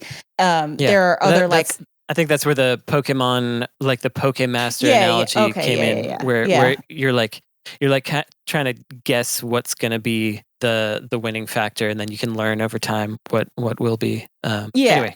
Something like that. But I really enjoy it because I think I approach the dress up system as like a puzzle game where I'm given these different pieces of clothing and I'm tasked with trying to make a coherent, decent, nice looking outfit out of them. And I really fucking enjoy that part of it. I really enjoy like running around. There's extremely light platforming involved to like, all kinds of different things. I don't even really know how to explain it, but to reach places where, it looks like you can go, like there's different puzzles, there's all different kinds of mini games that you can run into. There's a story that is fine or whatever, but it's like deeper than you think it's supposed to be for a dress up game. So there's that. it's like a deeper, darker, like edgelordy ass story that's like hidden under this like super saccharine like facade that's there. Apparently there's like several Nikki games and that's all like a running theme for them. I just love it. I play it every day. It's one of those really nice maintenance games or like games that you can play every day, do your dailies, get your currencies or whatever, log out. And, every time there's a new event, you can come back in, pull for some pretty outfit or whatever. And, you could do it like that. That's how they get you. That is how they got me. And they really did fucking get me. And I enjoy it. The dailies are probably my biggest issue with these kinds of games for me, because it turns into like compulsion stuff and gotta log in, gotta make sure you do that. That stuff is always, that's like for me, like the gotcha stuff doesn't bother me. It's doing the dailies that turns into, it starts to turn into work. But I play too many gotcha games and I'm not allowed to play them unless I'm judging them for something. Internally not allowed. I don't allow myself to. My thoughts on Infinity Nikki. Nice graphics, frame rate not amazing on PS5. I was surprised. I feel like it's very floaty to move around, and the pacing is a little odd. But I really like the idea, and I also liked that there is a lot of like, if you see that spot up there, you can try to go get up there, and you can probably get there, and there's something there for you to retrieve. And I love that kind of little 3D platforming biz. Yeah, I was gonna say I know that I'm probably running out of time, but it cannot be understated the level of detail that has gone into the graphics for this, because I can tell the difference between a sheer tight and an opaque sock. I can look at all of these different kinds of like dresses and whatever, and I can tell like the material that it's made out of. Like I can look at that and like I can imagine 100% what that feels like under my hand, which is not something that a lot of games, even with those, really shiny graphics, even Final Fantasy VII Rebirth can boast. True. Like they put a lot of effort into making these clothes look like real fucking clothes. And I appreciate that a lot. I didn't play far enough to get to clothes that were to my taste. I don't know if they're in there, but I'm curious as to what your taste is. To be honest, like a lot of the stuff isn't my personal taste, and a lot of the fun that I get out of it is designing something that I myself would wear. And I've come up with a lot of stuff. And another fun challenge that I enjoy that increases my like enjoyment of Nikki itself is taking ugly pieces of clothes and making things that are, that good look outfits. Good. Yeah, that's cool. It is. It's like a puzzle game. I approach it like that, and that just like lights my brain on fire. In terms of ranking, I would put it under Neva. Unless Brandon, you want to put it higher. I'm okay with putting it anywhere as long as it's above Zenless Zone Zero. I would put it higher, but we don't have to. I would, if we're gonna put it higher, I would put it under mouthwashing. I would. Yeah, that's where I was gonna put it, but I don't think that Frank would agree with that. True, but I don't know that I have. Well, if I have a deciding vote, what's it between? Under Neva or under mouthwashing? Okay, well, so you Prince of don't Persia really have a deciding vote, but yeah. Okay. No, I guess I don't, but but I'm accepting your input. I will always put like Neva is a very nice game by people who like you and aren't trying to exploit you, and so That's I think fair. it goes above That's it. very fair. That's fair. That's fine with me. Okay. Oh yeah, one more thing about Prince of Persia is that friggin' game, you have to have a stupid Ubisoft login to play it. Yeah. Oh yeah. So I mean that's Ubisoft's fault, but I had to, in order to play it, I had to the other way is you can take your PlayStation off from the internet, but otherwise you need to have a login. I'm trying to remember if I played that. Is it available on the Switch? Because I think I played it on the Switch and I didn't have that issue. I think Switch is the only place that it doesn't, because they can't. Okay, they can't force an online connection there. So the bright side of that is that it also means that you can subscribe to Ubisoft's stupid thing for trial month and just play it for real cheap. I guess that's true. Yeah. But I did. I'm next. Is it me? Yeah, you're next. I'm next. Okay. All right, I'm going to do, I don't think this one was going to be on Ash's list. I'm going to do Indiana Jones and the Great Circle, because you didn't like what you played of it very much, right? Yeah. Correct. So I played it. And I'm actually mad about that, but we'll talk about it. I think the fake Harrison Ford they got is good. They even put in all the dumb ambient. I do not, because it's just Troy Baker. He sounded like Harrison Ford to me. The faces are super uncanny valley, which I think is funny. Harrison Ford is never looking at anybody, which is very weird. Wait, I want to pipe in here. I didn't play this game, but I did watch the Digital Foundry video about this game. Oh. And this is clearly not a spoiler. The very beginning of the game is like a recreation of that scene from Raiders of the Lost Ark. Yeah. In the thing and throw me the idol, whatever. And Digital Foundry's video was like showing a side by side with the movie to show just how like the movie and how much detail there was and like recreating the movie scenes. And if you watch it, it's the first time since like the PS2 that I thought video games looked fake as shit. Yeah, yeah. It's like actually putting it side by side with humans is like, oh, that looks really bad. Don't do that. No, I was really amused playing this game after playing Indica because I was like, wow, this game has like 500 times the budget and the faces look so much worse. Yeah. It's really amazing. The whole part about the first opening act of Great Circle being a 1-for-1 remake of, what is it, Raiders? Why?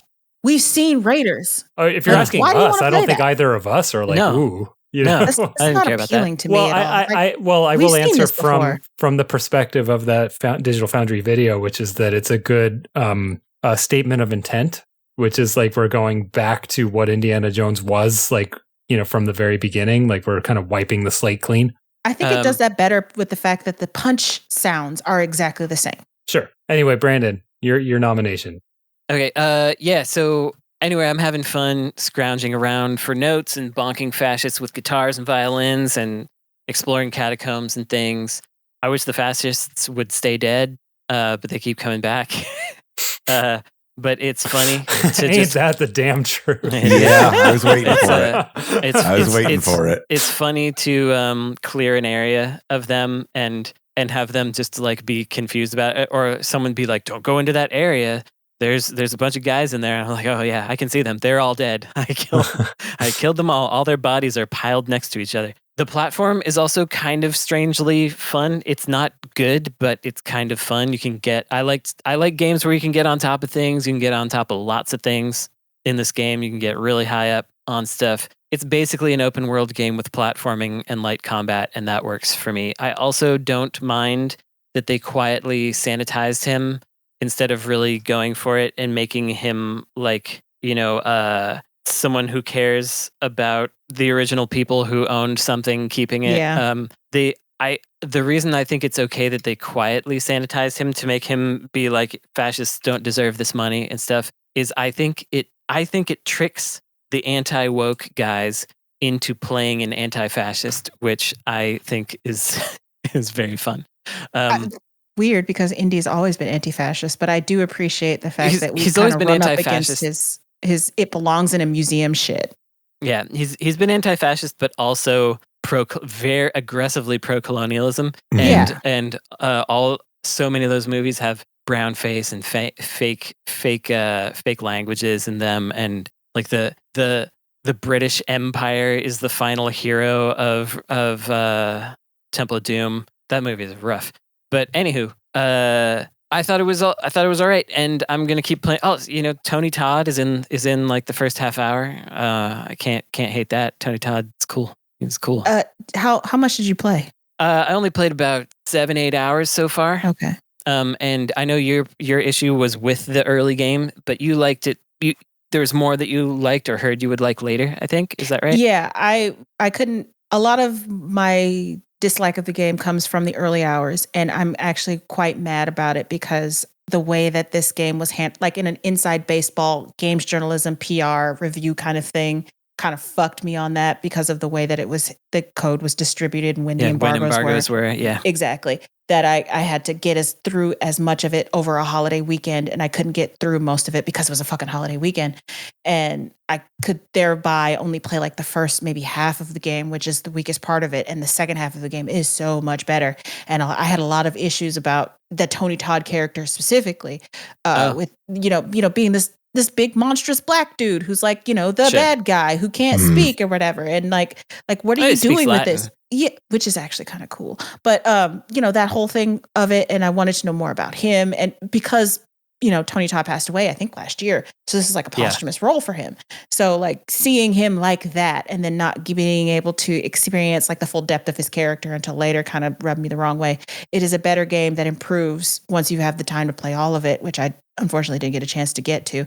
But the thing I will say about it is that I really enjoyed the fact that it is such a homage to all the old Indiana Jones movies. And I really like the fact that, they've got like recipes that you can find that are actual like real recipes. Those are cool. Got some pasta recipes. Yeah. That was good. Where do we rank it? So I haven't played it. This is going to be my when I get a new graphics card game, which is did they put that on PC? Didn't they? Yeah. Oh yeah. Okay. Yeah. So if anyone out there can hook up a 5090, I'll pay for it. But I could. Do you need that for this? Don't need it. No, but that's my next card. Shouldn't look like it. I don't buy game consoles. I buy new cards every 5-6 years, and it's time. And I want the good one. So hook me up. Come on, folks. Ranking. I would put it personally. I'd put it probably in the middle, below Metaphor ReFantazio, but we don't have to do that. That's just what I'm saying I would do. Actually, when I was thinking about it, maybe under Queen's Blood or under Metaphor. So you're in the same range that I am. Okay. I'll put it below Queen's Blood just because it's funny to put that card game. Yeah, it's funny. Also, Frank, I do think you will have fun playing this. I think I will too. Yep. And no, I don't need the card, but that ray tracing will happen way more. Oh yeah, you got to see Ray. It's time for our final round. All right. Should I do the game that I don't have a lot to say about, but thought it was pretty all right? Or should I talk about a game I didn't like at all that just goes right to the bottom? Let's do that for the former. The former? Okay. I like the latter just for fun. But go ahead, do the former. The latter's more a thing for the episode you won't be on. And maybe you can like give us some notes to... okay, whatever. Well, I'll just say that one real quick was Suicide Squad. The only thing Suicide I wanted... Squad killed the Justice League. I'm going to do this very quickly and then do my actual game. The only thing I wanted out of Suicide Squad, which I got steep discount, was... man, it's been like 10 years since that Arkham Knight, something like that. All I want is for the tables to be turned and for there to be a segment where Batman is hunting me, as made by Rocksteady. That's going to be pretty cool. I don't care about the rest of the game. I'd just pay just to see that. There is a sequence like that. It's terrible. It is just like completely like staged. You just walk into like you just walk to a point and then a cutscene plays, and that happens like 5 times. He does cool Batman stuff to you, but not through actual gameplay, through walking to the magic spot, and that's Frank, awful. Do you know how Suicide Squad killed the Justice League? Like the live service component of it ends, like the plot of it. I want to spoil it for you because no one should play this game anyway. In the final update for Suicide Squad Kill the Justice League, through just like title cards and stills, like that Chinese ending for Fight Club, we find out that the Justice League is okay. They were clones. They're all still alive. Wow, they don't resolve that through gameplay. That's great. No, we just find out at the end, it turns out they were clones all along. And that's like that show about the LA Lakers. I don't know if anyone watched that. I did. I liked that show. But you liked it, but it just like, did you watch the end of the second season? Yeah, we did. It's meant to be like the story of the Lakers like dynasty. And like season 2 ends with like, the low point. And then where they like Magic lose the final. Goes back to his home planet. Well, right. It ends with Magic Johnson crying in a shower. and then the Poochie cards come up. Yeah. It's so good. Okay, my actual nomination will be the Crimson Diamond. The Crimson Diamond is I don't even know what that is. It's another sort of like intentionally trying to nail a retro aesthetic kind of game. And it is specifically an EGA adventure game, like a Sierra adventure game. Yeah. I remember this now. Another single author game. This is Julie Minamata, and it is very Sierra-like, except that it doesn't hate you like a Sierra game does. What can I say about it? Like, she really nails the art. Like, I think that Julie like has a genuine love. It's kind of like the CDI game, right? Where it's like, I don't like this aesthetic. I think it's ugly.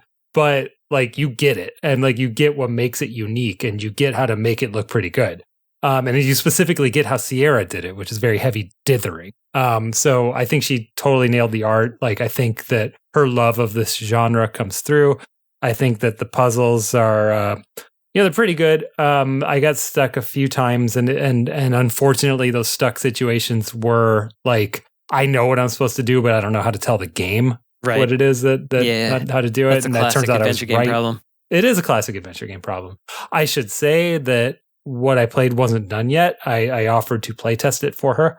It was pretty close at that point, but like some feedback might have gone in that of mine, or she might have fixed things even without me. I don't know. But what I played was mostly done. And I don't know. It's just a very charming single author. I don't know how many hours I played because I just played a build. I didn't put it on Steam. But it was pretty short and sweet and fairly compelling as a murder mystery. And I enjoyed it. I'd put it below anything that I nominated. But I don't really know these bottom 5 games very well at all. Well, it's a game that comes from a person's perspective, which gives it extra bonus points for me. So you could put it above Arzette if you want to. Actually, I wasn't even thinking of Arzette. Or you can put it. I think that it's a little more like genuine than Arzette. I don't know what I mean by that necessarily. So yeah, I'd put it above Arzette. Yeah. Cool. Okay. Right below Infinity Nikki then. The Crimson Diamond. Ash, it's your final game. This is my last one? Okay. Yeah.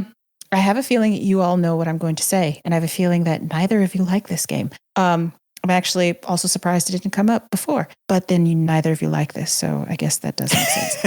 I clearly didn't play it unless you're about to say Euphoria 2. I didn't play it. No. we finally getting to Dragon Age? No. Are we getting to Balatro? Dragon Age is not on the list. Oh, yeah. Dragon Age is not on the list, but we'll talk about that later. Yeah, we'll talk about that. Balatro is my final. I guess I did the meta where it's more or less worst to first, and Balatro. if Brandon didn't already snipe Astrobot, Balatro is my number 1 game of the year. I know Brandon, you don't like it, and I hope he doesn't like math. Why. We've established this. I don't know what your deal is with Balatro, Frank, but I don't have a deal. I just didn't get to it. Oh, really? I mean, I've never been a fan of deck building, but that doesn't mean that I wouldn't like this. I just didn't get to it. I really like a game you can play while you listen to a podcast, and this is 100% that game. So me and you can have a conversation, Alex. Yeah. I played Balatro. It. Okay. Balatro, like Animal Well, is one of those games where the ethos of its development increases or enhances my enjoyment of the game. Another one of those single dev games that has been in development for years and years and years. I really appreciate the fact that this is a solo dev who does not want to reveal his face or his name and does everything through his PR people. He's just a dude that just put this out there because he enjoyed it and it fucking hit for him. And he's being real humble about it or whatever. Balatro and Animal Well are, and even Indica, even though I didn't play it, are those kinds of games that make me believe in video game development again. A lot of development has been taken over by these huge moneyed corporate interests that all they want to do is they want to just make more money. And we are we're losing the spirit of why we play games and why we make games, because we want to make art. And Balatro, even though there's no real deep narrative to it or no real deep gameplay to it, it's just one of those games that makes me once again believe in art as a healing thing that humans do. And that's a lot to say about a damn poker roguelike, but goddamn, just the way that it innovates on this game that has been around for hundreds of years and makes it fun and makes it funny and makes it accessible. And there's much to be said about the fact that I love seeing posts on social media where someone's I'm going to finally figure out what people are talking about and download Balatro. And then you see their timeline activity. You don't see him again for like 20 hours. And then their next post is like, oh shit, I fucked up. I didn't sleep for a week. I love that shit. Like, it's terrible because, addictive personalities or whatever, or that kind of shit, whatever. But I love that stuff. I actually kind of don't like that. I don't like that either. Like, things that take advantage of that, like, positive feedback loop in your brain. Like, I understand. Like, those aren't necessarily, great because they're tapping into something and exploiting that. But I just love Balatro. It's a poker roguelike. It's math. I fucking hate math. I fucking hate card games. I hate poker. I completely missed the boat when we were all doing Texas Hold'em for that one time, like back in 2008. Remember that spate of time where all of our pop culture was dominated by watching people play Texas Hold'em and shit? Fucking hated that shit. Love this. So I just do. I hate poker and I hate math, and that results in me not liking this. I don't like building decks. I don't know what the hands are. I don't care to know what the hands are. It's very easy to like. Yeah, no, you have to want to, and I don't want to. No, you really don't, because it's there for your reference if you need to figure it out, and it's by and large so inconsequential. Yeah, I don't know how to explain it better than that, but it just is. I think I have I got a blocker on this kind of stuff. It's one of those things where it just like it peaks it's something not for you. in me where I'm just like no. And there's also the little high school kid that lives in my brainstem that I keep trying to make be quiet, who every time somebody is like, I just found out about this game called Balatro, and then they go away for 20 hours, and then they're like, wow, I'm so addicted that I'm just like, big fart noise. I just like when I see that happen, no jerk off motion though. Yeah. No jerk off, no, just the fart noise only. Yeah. The word sheeple passes through your head. Yeah, I think the game is probably fine for people that like it. I don't like it. Wow. I think, but I Back would say in the box quote there. That for people who, if there's any human beings in the world that feel like they could like something like this but don't like Balatro, try Slice and Dice or Slay the Spire. It's also on the mobiles, and it's a dice based sort of deck building game where you just have characters and you add weapons and icons, and it's got tons of modes and stuff, and it's another buy once type of game. All right. Anyway, Balatro is fine. Ash, where do you want to rank it before these other two tear it down? Under Astrobot. Ooh. Honestly, under Indica. Yeah, but I will accept under Astrobot. Anything lower, we might have to fight. Yeah, there's like no universe in which it's above Crow Country for me. Yeah. It's bottom of the list for me. Oh damn! But in terms of where I could accept it going, it couldn't be above Crow Country or UFO 50. I see UFO 50 as the insert credit Balatro. Yeah, in that it provides that wide variety of experience. Well, I think I think it's a bit different because there is no wide variety of experience in Balatro. It's pretty much. When you get into it, there is. There actually is. With all the different kinds of decks, all the different kinds of jokers, all the different kinds of bespoke challenges. Every time you play the game, it's kind of a different game. Not to UFO 50 levels, but exactly, which is why I would rank it below UFO 50. I'll just chime in and say that like I'm definitely good with above Animal World, so we'll start there. Yeah, so that's line in the sand already. It's definitely somewhere top 5, and then from then there, it should be below UFO 50. For me personally, probably, but that doesn't mean that I'm going to fight for it. And it's also like two of us saying that exact same thing, and then Ash saying it's at the top. Yeah, not the top, but definitely I would put it's. I understand. I'm with and Brandon. I cannot mount a better defense that it should be above the other games that you have picked, because I have to concede on some points the fact that UFO 50 is the kind of breadth of experience that it is, and Crow Country is like a narrative experiences versus Balatro being purely a numbers go up, brain feel good kind of game, which is fine. Yeah. That doesn't mean it's inferior. I think every year we end up nominating a game that is more software than a video game. And I think this is that one this year. No, I think Balatro is a video game. Yeah. I appreciate the kinds of like mouthwashing is software more than Balatro, I think. Fair enough. I would disagree with that, but more than Balatro. Oh, I see it. Meaning, Balatro is all mechanics, and mouthwashing is experiential. Right, So I could see it from that perspective. But anyway, that's a totally different conversation. In terms of video games, it's definitely up there. But it's like it's a perfect game. Like it's a perfect waiting room game. It's a perfect liminal space game. It's honestly a perfect game.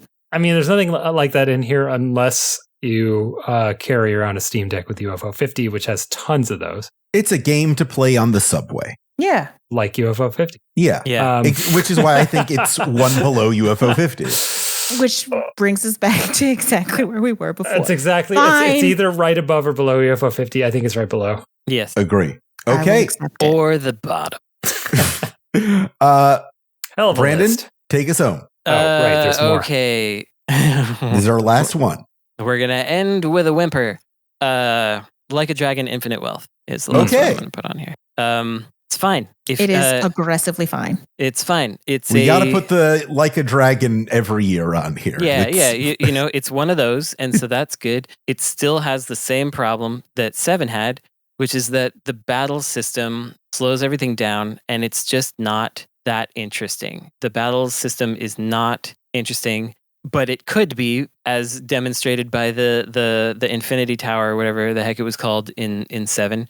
Where all the enemies had unique things, and you could actually your choices mattered and stuff like that. But there's just like no way around the fact that I'm running around Hawaii and I'm running into these random battles that, if this were a regular Yakuza game, would be over in 10 seconds, 5 seconds, and I would have taken no damage. And now I'm spending 1 to 2 minutes and taking a bunch of damage. Yeah, it at least needs the like Earthbound / Metafora de Fantazio thing where like you could just hit things in the overworld and they disappear. You know? Exactly. It really needs that. And the side quests. You okay, Ash? What's up? I'm going to fucking lose my shit every time you say it like that. It's just too funny. I'm sorry. It's so stupid. I'm sorry. It's so funny. Can I reveal one of the main reasons I reached out to Ash to join us on this show is not just because she's been an incredible guest on the show, but because she is the ideal insert credit listener. The person who listens to this every week. It's like, these guys are not only smart, but actually funny.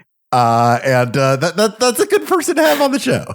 So with this game, I can't remember if this was true in the past, but the camera feels like too close, and rotating it is making me feel a little nauseous. I don't know. I feel like, because I played this too, I feel like you're right.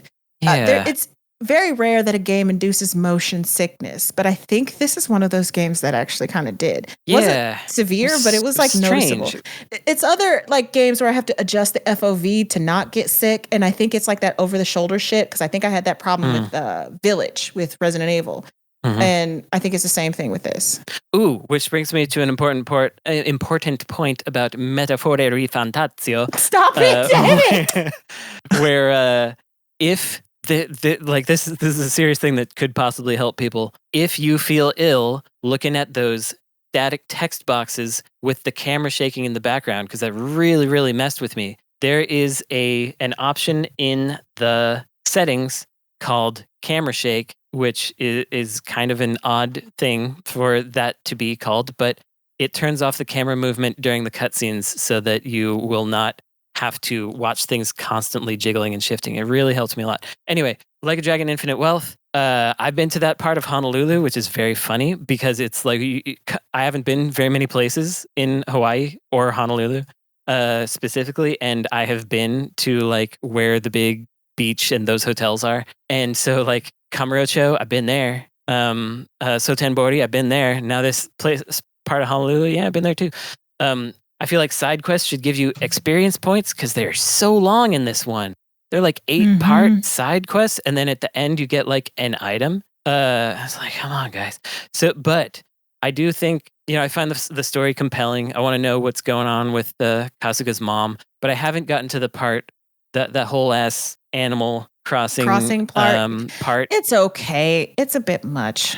Okay, that seemed to be the theme of this game. They were trying to just add too much. They could have trimmed it down. And it gets into the should have been finite wealth.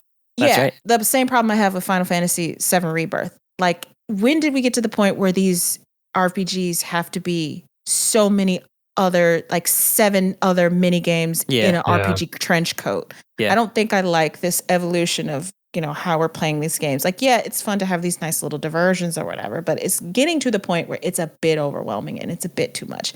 Like, it's fun that Infinite Wealth like has this like really grounded, really serious story about like all the different kinds of like socioeconomic issues that affect Hawaii specifically. And even relating that to like the things that are affecting like Japan. And then, you can turn a corner and go play Crazy Taxi, delivering food for Uber Eats. Like, that's fun. That's funny, haha. But that only does so much. And the whole like the Pokemon thing too, like, okay, great, funny. Yeah. That gets you so far, but after a point, it gets to be a little grating. And then what the fuck are we doing with that dating game? Because that seemed like a real big like about face for everything that like Yakuza as a franchise seems to stand for. And I really didn't like that at all.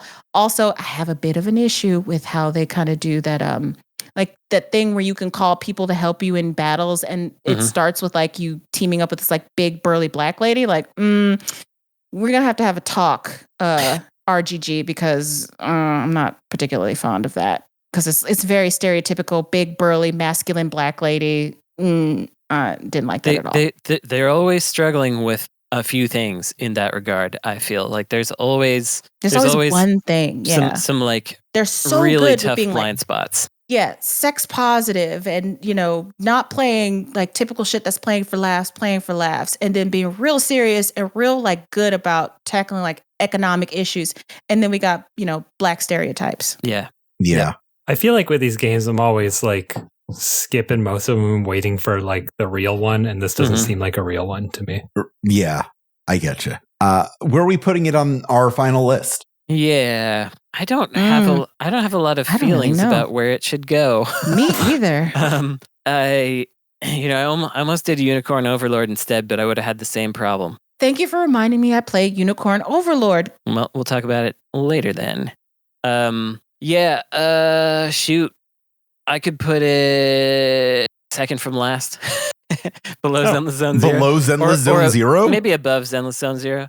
I really like the battle mechanic a lot. Of Zenless Zone Zero. It's a worse RPG than Fantasian. I can't answer that question. I would say that it is. Fantasian is doing exactly what it's trying to do. Right. Okay. It's like it's focused, and Infinite Wealth is not. And I would say that the battle system in Fantasian is better than the battle system in Like a Dragon Infinite Wealth. Okay.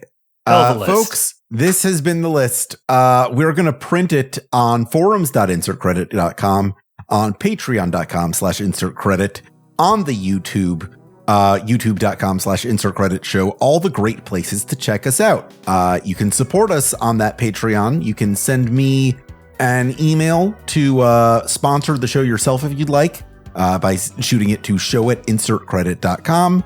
You could rate and review this show wherever you like and however you like to keep us doing it and keep more people discovering it. It's been a great year, and it's going to be another good one coming up. Only bright skies and sunny days ahead. That's 2025 is going to be our year. Finally a good year. Yeah. Everything's coming up. Insert credit. Wishlist Demon School on Steam. Check out the new video game history archives. I'm Alex Jaffe. Oh, I'm Frank Cifaldi. That just came out of nowhere. Call your senators. I'm Ash Parrish. I'm Brandon Sheffield. Yes, you should also call them. This episode was edited by Esper Quinn with music by Kurt Feldman, and your game has now been saved. Honk.